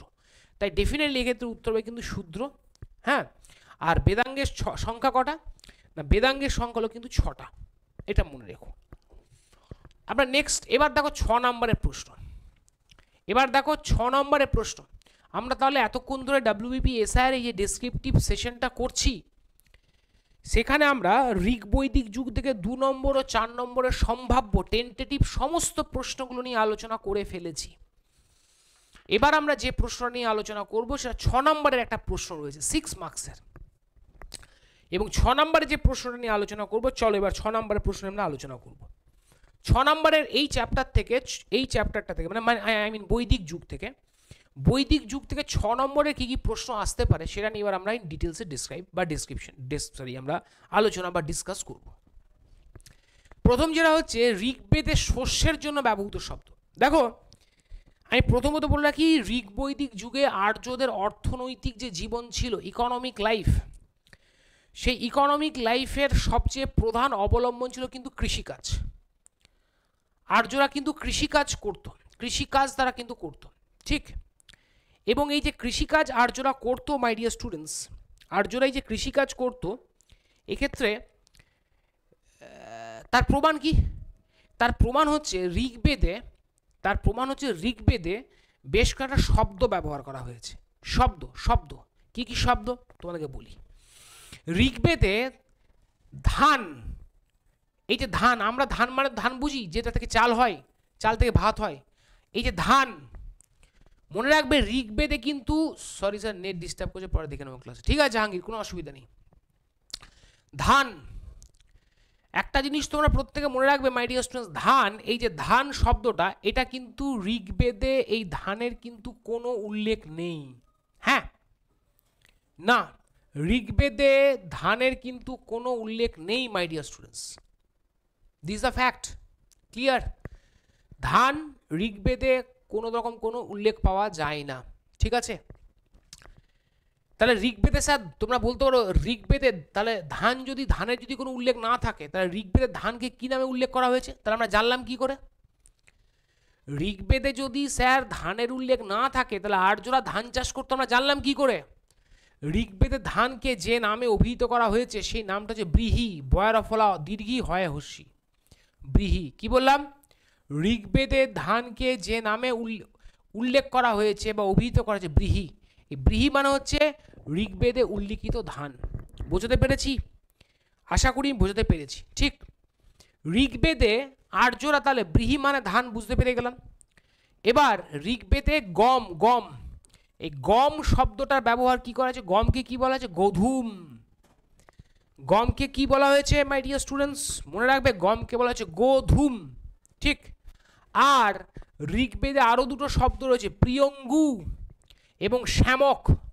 এই প্রিয়ঙ্গু ও শ্যামক, এই দুটো শব্দ বেসিক্যালি মিলেট মানে যেটা আমরা বাজরা বলে থাকি, বাজরা। তো মিলেট বা বাজরাকে বোঝানোর জন্য কিন্তু এখানে এই দুটো শব্দ ব্যবহার করা হয়েছে, যেটার নাম বললাম তোমার হচ্ছে প্রিয়ঙ্গু এবং শ্যামক, ঠিক? আর ঋগ্বেদে তেল নিষ্কাশন, তেল যেটা বেরোতো, সেই তেল নিষ্কাশনকে বোঝানোর জন্য কিন্তু তিল শব্দটা ব্যবহার করে, তিল থেকে তেল হয়। তাহলে দেখো, এই হচ্ছে ঋগ বৈদিক যুগে আর্যদের বা ঋগ্বেদে আর্যদের দ্বারা ব্যবহৃত বিভিন্ন কৃষিজ ফসল সম্পর্কিত শব্দগুলো।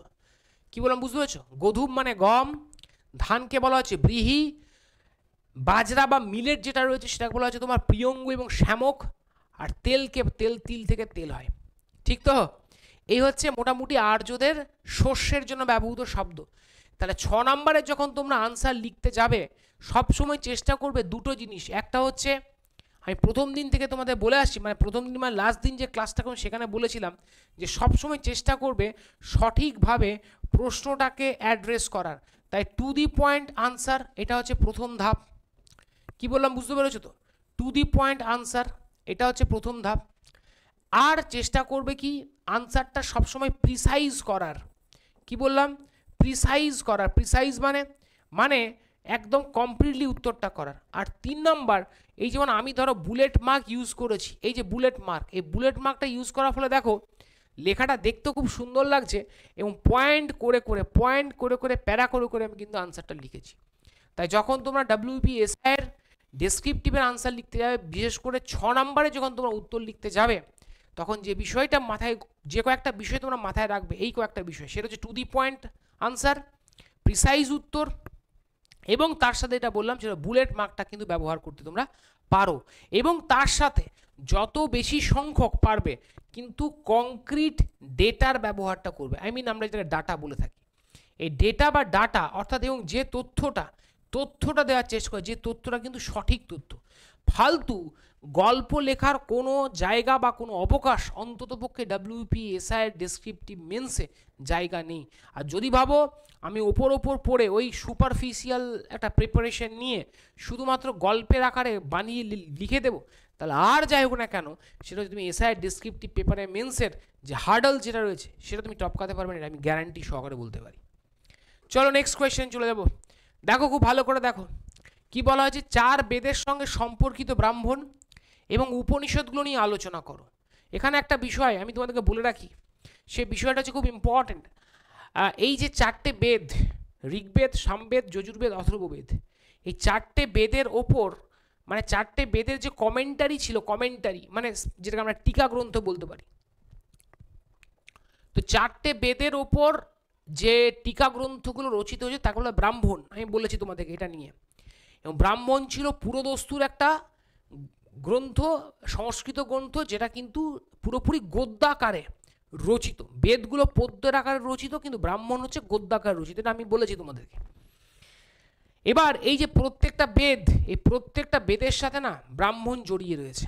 খুব ভালো করে বুঝতে পারলে কি বললাম কথাটা? প্রত্যেকটা বেদের সাথে কিন্তু ব্রাহ্মণ জড়িয়ে রয়েছে মাই ডিয়ার স্টুডেন্টস। কেমন, কোন বেদের সঙ্গে কি ব্রাহ্মণ? দেখো ঋগ্বেদের সঙ্গে যে দুটো ব্রাহ্মণ জড়িয়ে রয়েছে, একটা হচ্ছে ঐতরেয় ব্রাহ্মণ এবং একটা হচ্ছে কৌশিতাকি ব্রাহ্মণ। ঠিক খেয়াল থাকবে তো? আচ্ছা, এবং ঋগ্বেদের সাথে যে দুটো উপনিষদ জড়িয়ে রয়েছে, একটা হচ্ছে ঐতরেয় উপনিষদ এবং আরেকটা হচ্ছে কৌশিতাকি উপনিষদ। এবার আসো সামবেদ। সামবেদের সঙ্গে হচ্ছে তণ্ডামোহ ব্রাহ্মণ এবং জৈমিনীয় ব্রাহ্মণ। মনে রাখবে সামবেদের সাথেও কিন্তু এই দুটো ব্রাহ্মণ জড়িয়ে রয়েছে। এই ব্রাহ্মণগুলো তোমাদের মনে রাখতে হবে, তণ্ডামোহ ব্রাহ্মণ এবং জৈমিনীয় ব্রাহ্মণ। সামবেদের সঙ্গে যে উপনিষদটা জড়িয়ে রয়েছে সেটা হচ্ছে কি, সেটা ছান্দোগ্য উপনিষদ এবং আরেকটা হচ্ছে কিন্তু জৈমিনীয় উপনিষদ। এবার আসে যজুর্বেদা। যজুর্বেদের সাথে যে ব্রাহ্মণটা জড়িয়ে রয়েছে সেটা তৈত্তিরীয় ব্রাহ্মণ এবং শতপথ ব্রাহ্মণ। তার মধ্যে শতপথ ব্রাহ্মণ নিয়ে কিন্তু আমি আজকের সেশনেই তোমাদের সঙ্গে আলোচনা করেছি যে শতপথ ব্রাহ্মণ হচ্ছে ব্রাহ্মণের মধ্যে সবচেয়ে বৃহত্তম, সবচেয়ে লার্জেস্ট এবং সবচেয়ে ওল্ডেস্ট ব্রাহ্মণ। তাহলে যদি আমাদের পরীক্ষায় আসে যে সবচেয়ে প্রাচীনতম এবং সবচেয়ে বৃহত্তম ব্রাহ্মণটার নাম কি, আমি আশা করব আমার এক্সাম ওয়ারিয়ারের যারা স্টুডেন্টস রয়েছে তারা প্রত্যেকের সঠিক উত্তর করতে পারবে যে সবচেয়ে বৃহত্তম এবং সবচেয়ে প্রাচীনতম যে ব্রাহ্মণ যেটা রয়েছে সেটার নাম কি, সেটার নাম হলো কিন্তু শতপথ ব্রাহ্মণা। মনে থাকবে তো মাই ডিয়ার স্টুডেন্টস? বেশ, ঠিক আছে। এবং তোমাদের এবং এই শতপথ ব্রাহ্মণ যে বেদের সঙ্গে জড়িয়ে, সেই বেদটার নাম হলো কিন্তু যজুর্বেদ। আর আসো লাস্টে, সেটা হচ্ছে অথর্ববেদ। দেখো একটা বিষয় খুব ভালো করে দেখো, ঋগ্বেদ, সামবেদ, যজুর্বেদ। মাই ডিয়ার স্টুডেন্টস খুব ভালো করে দেখো, ঋগ্বেদ, সামবেদ, যজুর্বেদ, 3টে বেদের সঙ্গে দেখো 2টো করে ব্রাহ্মণ রয়েছে, কিন্তু কেবলমাত্র অথর্ববেদের সাথে একটা ব্রাহ্মণ জড়িয়ে রয়েছে এবং সেই ব্রাহ্মণটার নাম হচ্ছে গোপদ ব্রাহ্মণ। কাইন্ডলি তোমরা প্রত্যেকে মনে রাখবে, অথর্ববেদের সাথে একমাত্র যে ব্রাহ্মণটা জড়িয়ে সেই ব্রাহ্মণটার নাম হচ্ছে গোপদ ব্রাহ্মণ। Is it clear to everyone? সবাই বুঝতে পেরেছো? ঠিক আছে। এবং তার সঙ্গে অথর্ববেদের সঙ্গে অবশ্য 3টে উপনিষদ জড়িয়ে রয়েছে, সেটা হচ্ছে মুন্ডক উপনিষদ, প্রশ্ন উপনিষদ, মান্ডুক্য উপনিষদ। আর যজুর্বেদের সঙ্গে যে উপনিষদগুলো জড়িয়ে রয়েছে তার মধ্যে একটা হচ্ছে তৈত্তিরীয় উপনিষদ, একটা হচ্ছে কথা উপনিষদ, একটা শ্বেতাশ্বর উপনিষদ, একটা হচ্ছে বৃহদারণ্যক উপনিষদ এবং একটা হচ্ছে ঈশা উপনিষদ।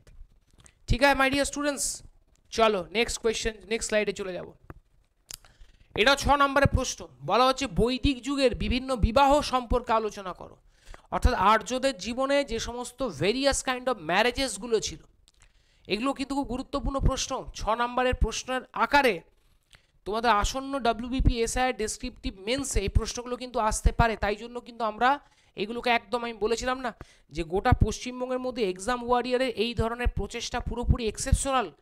অন্য কোনো প্রতিষ্ঠান তোমরা দেখাতে পারবে না যে এতটা ডিটেলিং করে ছেলেমেয়েদেরকে এসআইয়ের মেন্সের জন্য তৈরি করানো হচ্ছে। তো দেখো বৈদিক সভ্যতা থেকে যে প্রশ্নটা 6 নম্বরে আসতে পারে, সেই একটা প্রশ্ন তোমাদের জন্য রাখা যে বৈদিক যুগের বিভিন্ন বিবাহ সম্পর্কে আলোচনা করো। দেখো বৈদিক যুগের কতগুলো বিবাহ ছিল, প্রথমে কাউন্টটা করে নাও। নাম্বার 1 হচ্ছে ব্রহ্ম বিবাহ, নাম্বার 2 হচ্ছে গন্ধর্ব বিবাহ, নাম্বার 3 হচ্ছে দৈব বিবাহ, নাম্বার 4 হচ্ছে অর্শ বিবাহ, নাম্বার 5 হচ্ছে তোমার প্রজাপতি বিবাহ, নাম্বার 6 হচ্ছে অসুর বিবাহ, নাম্বার 7 হচ্ছে তোমার রাক্ষস বিবাহ, আর নাম্বার 8 হচ্ছে পৈশাচ বিবাহ। টোটালি 8টা বিবাহ রয়েছে। কি বললাম? টোটালি 8 রকমের বিয়ে কিন্তু বলতে পারো যে তোমার হচ্ছে যে বৈদিক যুগে কিন্তু প্রচলিত ছিল। তার মধ্যে ব্রহ্ম বিবাহ যেটা বলা হচ্ছে, ব্রহ্ম বিবাহ, ব্রহ্ম বিবাহ মানে হচ্ছে এটা হচ্ছে সবর্ণ বিবাহ। মাই ডিয়ার স্টুডেন্টস, মনে রাখবে ব্রহ্ম বিবাহ মানে হচ্ছে সবর্ণ বিবাহ। এই সবর্ণ বিবাহ ব্যাপারটা কি? খুব সংক্ষেপে বলে দিই সবর্ণ বিবাহ ব্যাপারটা কি।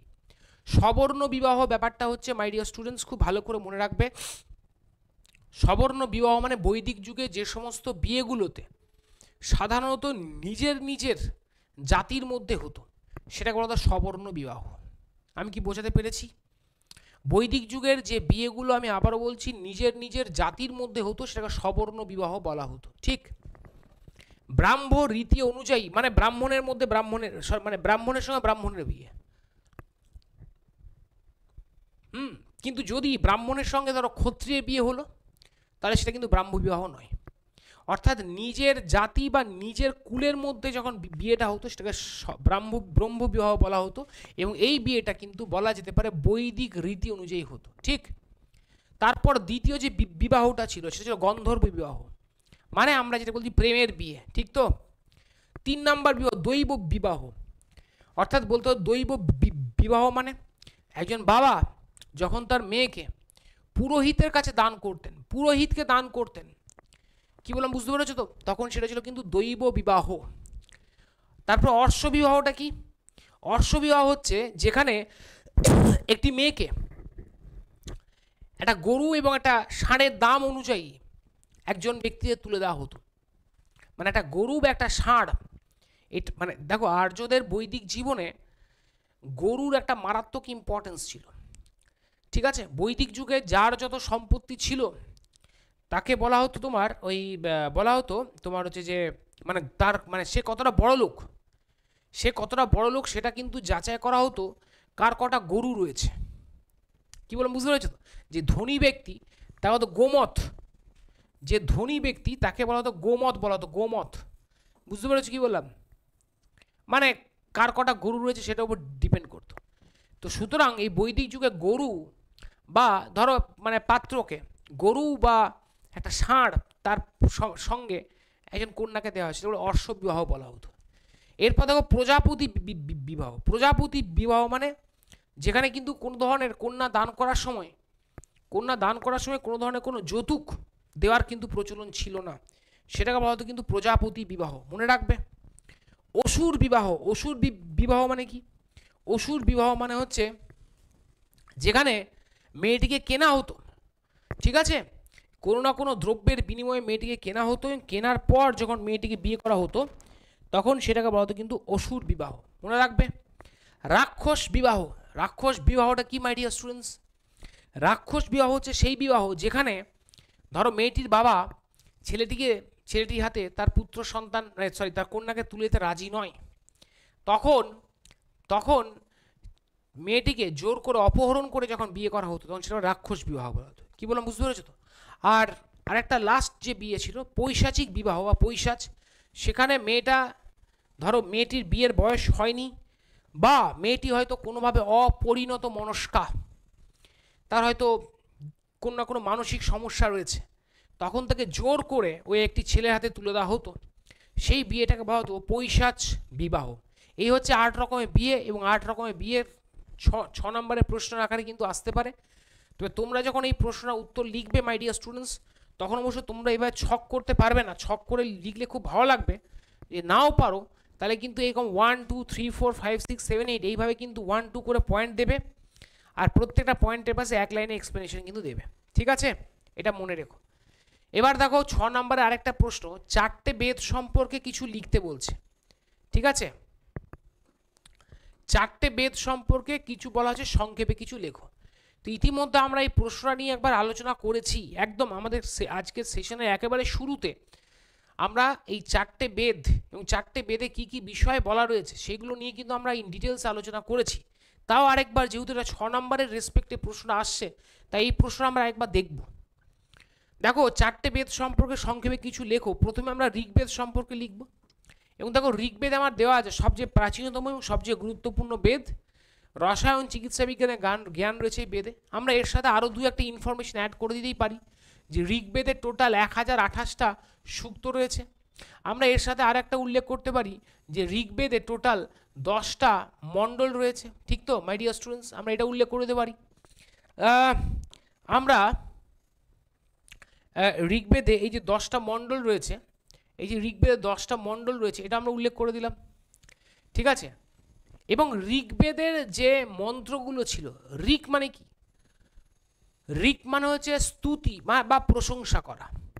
তো ঋগ্বেদের মন্ত্রগুলোতে, ঋগ্বেদে সেই সমস্ত মন্ত্রগুলো রয়েছে যে মন্ত্রগুলোর মাধ্যমে দেবদেবীদেরকে সন্তুষ্টি বিধান করা হয়, দেবদেবীদের নাম করা হচ্ছে, প্রশংসা করা হচ্ছে, স্তুতি করা হচ্ছে, যা দেবদেবীরা সন্তুষ্ট হয়ে তাদের উপর, যারা স্তুতি করছে তাদের উপর যেন কৃপা বর্ষণ করেন। কি বললাম, বুঝতে পেরেছো তো? সুতরাং এই ঋগ্বেদের এই মন্ত্রগুলোকে যে পুরোহিতরা পড়তেন, বা যে পুরোহিতরা ঋগ্বেদের এই মন্ত্রের সঙ্গে যুক্ত, সেই পুরোহিতদেরকে কি বলা হতো? মনে রাখবে, সেই পুরোহিতদেরকে বলা হতো হোত্রী। এটা নতুন একটা ইনফরমেশন জানলে তোমাদের কাছে অনুরোধ করব, খাতায় তোমরা লিখে রাখবে। আমরা হোত্রী, আমি হোত্রী এই শব্দটা দুটো ভাষাতেই লিখে দিলাম, ইংরেজি বাংলা উভয়তেই। তাহলে হোত্রী বলা হতো, ঠিক আছে? হোত্রী, HOTRI। এরপর আসো যজুর্বেদ। দেখো যজুর্বেদ নিয়ে আমরা বলেছি যে যজুর্বেদে ওই যাগ যজ্ঞ, বিভিন্ন ধর্মীয় আচার অনুষ্ঠান, বিভিন্ন রিচুয়ালস ঠিক কীভাবে তুমি পালন করবে তার কথা কিন্তু যজুর্বেদে বলা ছিল। যজুর্বেদের দুটো ভাগ, আমি সেটাও তোমাদেরকে বলেছি। একটা হচ্ছে কৃষ্ণ যজুর্বেদ, যেটা আমরা ব্ল্যাক যজুর্বেদা বলে থাকি, এবং আরেকটা হচ্ছে শুক্লা যজুর্বেদ, মানে আমরা এটাকে হোয়াইট যজুর্বেদা বলে থাকি। এবং তার সাথে আমি এটাও বলেছি যজুর্বেদ একমাত্র বেদ যে বেদটা কিন্তু পুরোপুরি গদ্যাকারে রচিত। যজুর্বেদ সম্পর্কে আমি এটাও বলেছি, যজুর্বেদ একমাত্র বেদ যেটা কিন্তু কি বলেছি, গদ্যাকারে কিন্তু রচিত। যজুর্বেদ ছাড়া আর কোনো, আর যে বাকি 3টে বেদ রয়েছে, এই বাকি 3টে বেদ কিন্তু গদ্যাকারে কিন্তু রচিত নয়। তাই এটাও তোমরা কাইন্ডলি মনে রাখবে, যে বেদটা বলা যেতে পারে যে গদ্যাকারে রচিত, সেই বেদটার নাম কিন্তু যজুর্বেদা, ঠিক? আর যজুর্বেদা দুটো পার্টে, কৃষ্ণ যজুর্বেদ এবং শুক্ল যজুর্বেদ। তার মধ্যে আরও স্পেসিফিকলি বলে দিই, এই যে কৃষ্ণ যজুর্বেদ বলে যজুর্বেদটা রয়েছে, এই কৃষ্ণ যজুর্বেদ এটাই কিন্তু পুরোপুরি গদ্যাকারে রচিত। এই যে আমরা গদ্যের আকারে বলছি না, যজুর্বেদের যে অংশটা গদ্যের আকারে রচিত সেটা হচ্ছে কৃষ্ণ যজুর্বেদ। এই জন্য কৃষ্ণ যজুর্বেদকে কি বলে জানো? এই জন্য কৃষ্ণ যজুর্বেদকে বলা হয়েছে অশুদ্ধ বেদা। কি বলা হয়েছে? কৃষ্ণ যজুর্বেদকে ওই জন্য বলা হয়েছে অশুদ্ধ বেদ। কেন? কারণ যেহেতু কৃষ্ণ যজুর্বেদ তোমার গদ্যের আকারে রচিত, ঠিক আছে? আচ্ছা, এরপর চলে আসো 3 নম্বর বেদ, সামবেদ। তো সামবেদ সম্পর্কে আমি আগেই বলেছি যে সামবেদ হচ্ছে ওল্ডেস্ট টেক্সট অন ইন্ডিয়ান, মানে অন ইন্ডিয়ান মিউজিক। ভারতবর্ষের যে সঙ্গীত গ্রন্থ যেটা রয়েছে মাই ডিয়ার স্টুডেন্টস, সে ভারতবর্ষের সঙ্গীত গ্রন্থের ওপর সবচেয়ে পুরনো বেদ যেটা, সেটা হচ্ছে কিন্তু সামবেদ। এবং এই সামবেদের যে মন্ত্রগুলো ছিল, মানে যে গানগুলো ছিল বা গানগুলো, সেগুলোকে গুনগুন করে গাওয়া হতো, যাতে দেবতাদের সন্তুষ্টি বিধান করা হয় বা করা যায়। এবং লাস্ট যে বেদটার কথা বলবো সেটা হচ্ছে অথর্ববেদ। দেখো অথর্ববেদে আমি বলেছি এখানে কালা জাদু বা ব্ল্যাক ম্যাজিকের ব্যাপার স্যাপার রয়েছে, তাই এটাকে কালা বেদও বলা হয় বা ব্ল্যাক বেদাও কিন্তু বলা হয়। এবং আমরা এটাও বলতে পারি যে অথর্ববেদে কিন্তু আমরা প্রথম ওই আয়ুর্বেদ যেটাকে বলি, আয়ুর্বেদ বা চিকিৎসাস্ত্রের কথা কিন্তু বলা রয়েছে। ঠিক আছে, এই হচ্ছে মোটামুটি 4টে বেদ সম্পর্কিত ইনফরমেশন।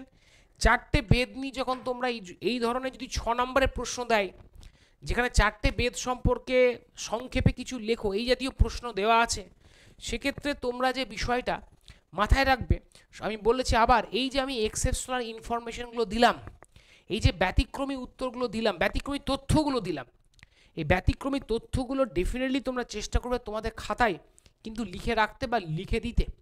কারণ মনে রাখবে এই ডেসক্রিপটিভ পেপারে নাম্বার তোলার একটা সহজ জায়গা হচ্ছে এক্সামিনারের কাছে তোমাকে নিজেকে এটা প্রতিষ্ঠা করতে হবে যে তুমি বাকিদের মতো একই রাস্তায় হাঁটোনি, একই গল্প বলনি, একই লেখা বা একই বস্তা পচা নোট কিন্তু তুমি লেখনি। কি বললাম বুঝতে পেরেছো তো? তাই এক্ষেত্রে what is the most important thing, সেটা হচ্ছে কি না, সেটা হচ্ছে টু দি পয়েন্ট আনসার লেখা, এবং তার সাথে এই যে এক্সেপশনাল যে ইনফরমেশনসগুলো রয়েছে, এই ইনফরমেশনসগুলো কিন্তু এখানে অবশ্যই কিন্তু টু দি পয়েন্ট আকারে কিন্তু উল্লেখ করা। তো কাইন্ডলি এটা মনে রাখো। আছে এরপর আমরা নেক্সট আরেকটা প্রশ্নে চলে যাব, 6 নম্বরের প্রশ্ন। সেটা হচ্ছে 4টে বেদের উপবেদগুলো লেখো। মানে এই যে 4টে বেদ, ঋগ্বেদ, সামবেদ, যজুর্বেদ, অথর্ববেদ, এই 4টে বেদের কথা বললাম, এই 4টে বেদের সাথে নেক্সট যে উপবেদগুলো রয়েছে সেটা নিয়ে আলোচনা করো। দেখো প্রত্যেকটা বেদের সাথে কিন্তু একটা করে উপবেদ রয়েছে। যেমন ধরো ঋগ্বেদের সাথে যে উপবেদটা রয়েছে তার নাম আয়ুর্বেদ। এখানে একটা বিষয় কিন্তু বলে রাখি, খুব খুব কনফিউজ করে দেয় ছেলে মেয়েদেরকে, স্টুডেন্টদেরকে, যে সেটা হচ্ছে আয়ুর্বেদের প্রথম উল্লেখ আমরা কোথায় পাই। মাই ডিয়ার স্টুডেন্টস, আয়ুর্বেদের প্রথম উল্লেখ আমরা কোথায় পাই? তো মনে রাখবে আয়ুর্বেদের প্রথম উল্লেখ যদি আমরা বলি, তাহলে আয়ুর্বেদের প্রথম উল্লেখ পাই আমরা অথর্ববেদে। এটা হচ্ছে ফার্স্ট থিং। কিন্তু যদি বলে যে আয়ুর্বেদ কোন বেদের, আয়ুর্বেদ কোন বেদের তোমার হচ্ছে উপবেদ ছিল, সেক্ষেত্রে কিন্তু উত্তর হচ্ছে ঋগ্বেদ। ঠিক তো? তাহলে এই জায়গাটা কিন্তু তোমরা কাইন্ডলি গুলোবে না বা গুলিয়ে যাবে না। আয়ুর্বেদ, এই আয়ুর্বেদ হচ্ছে কিন্তু ঋগ্বেদের উপবেদ। ঠিক মাই ডিয়ার স্টুডেন্টস? আর আয়ুর্বেদের প্রথম উল্লেখ আমরা কোন বেদে পাই না, সেটা হচ্ছে কিন্তু অথর্ববেদ। আর আয়ুর্বেদ কোন বেদের উপবেদ? ঋগ্বেদের।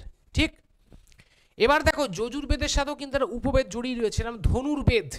এখন ধনুর্বেদ মানে বুঝতেই পারছো, ধনুর্বেদটা হচ্ছে সেই ধরনের উপবেদ যে উপবেদটা বেসিক্যালি যুদ্ধ বিগ্রহের কথা বলা হয়েছে। ধনু মানে ধনুক, তীর ধনুক।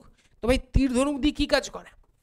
হ্যাঁ, তীর ধনুক দিয়ে আমরা বলতে পারি যুদ্ধবিদ্যা সংক্রান্ত বেদ। তাই মনে রাখবে এই যে ধনুর্বেদ, এটা হচ্ছে কিন্তু আমরা বলতে পারি যুদ্ধবিদ্যা সংক্রান্ত বেদ। ঠিক, যখন এই আনসারগুলো লিখবে তখন এই সামবে এই যে উপবেদগুলোর ব্র্যাকেটে ব্র্যাকেটে উপবেদগুলো বেসিক্যালি কোন কোন বিষয়গুলোর উপর উপবেদগুলো রচিত, সেই বিষয়গুলোর নাম অবভিয়াসলি তোমরা ব্র্যাকেটের মধ্যে উল্লেখ করে, তবেই কিন্তু এক্সামিনারের কাছে একটা বাড়তি অ্যাট্রাকশন কিন্তু আমরা পেতে পারি। 3 নম্বর যে বেদটা সামবেদ, সামবেদের সাথে আমরা কোন উপবেদটা রয়েছে? গন্ধর্ববেদ। এই দেখো গন্ধর্ববেদ মানে কী হতো? যে বেদগুলোতে, যে উপবেদে গান বাজনা, এই গান বাজনা মতো বিষয়গুলো রয়েছে, সেটা হচ্ছে কিন্তু গন্ধর্ববেদ। এটা মনে রেখো। আর অথর্ববেদ, অথর্ববেদের সাথে যে উপবেদটা রয়েছে সেটা শিল্পবেদ। এই শিল্পবেদ মানে কি বলতো? শিল্পবেদ মানে হচ্ছে, এই শিল্পবেদ হচ্ছে আর্ট অ্যান্ড ক্রাফট। এই আর্ট অ্যান্ড ক্রাফটের যে কাজগুলো রয়েছে, আর্ট অ্যান্ড ক্রাফট, এই আর্ট অ্যান্ড ক্রাফট কিন্তু হচ্ছে কিন্তু অথর্ববেদের সঙ্গে যুক্ত থাকাটা উপবেদ। ঠিক, সো মাই ডিয়ার স্টুডেন্টস, এই হচ্ছে 4টে বেদ, এবং এই 4টে বেদের সঙ্গে যুক্ত থাকা উপবেদগুলো কিন্তু বর্ণনা।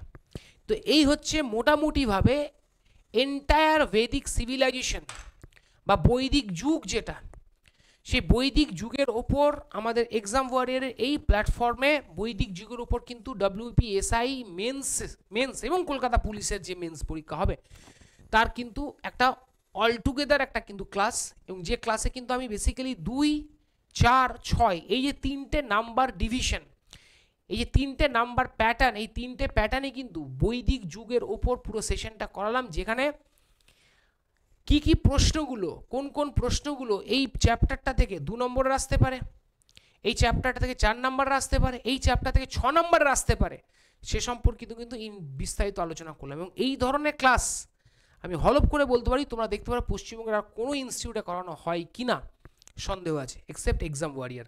তাই ডেফিনেটলি যদি আমাদের পেড ব্যাচ, এটা তো মানে এটা তো সির্ফ ট্রায়াল, আমি তো পিকচারই বাকিয়ে মেরে দোস্ত, তাই বলবো যদি আমাদের পেড ব্যাচে তোমরা অ্যাডমিশন নিতে চাও তাহলে সরাসরি কিন্তু আমাদের এক্সাম ওয়ারিয়ারের সঙ্গে আমাদের অ্যাপ ডাউনলোড করো এবং সেখানে গিয়ে তোমরা আমাদের কিন্তু কোর্স পারচেস করতে পারো। এবং আমাদের কোর্সের যে প্রাইস সেটাও কিন্তু তোমাদের প্রত্যেকের সাধ্যের ভেতর এবং খুব স্বল্প মূল্যে তোমরা কিন্তু এই কোর্স পারচেস করে আমাদের সাথে কিন্তু তোমাদের এই যে WBPSI হওয়ার যে স্বপ্ন, WBPSI এর মেন্স ক্র্যাক করার যে স্বপ্ন, সেই স্বপ্ন সার্থক করার যে লড়াই, সেই লড়াইয়ে তোমরা আমাদের সাথে কিন্তু যুক্ত থাকতে পারো। ভালো থেকো সবাই, দেখা হবে তোমাদের সঙ্গে এক্সাম ওয়ারিয়ার অ্যাপের এই প্ল্যাটফর্মে আবার কিছুক্ষণ পরই পলিটির আরও একটা ইম্পর্টেন্ট সেশন নিয়ে।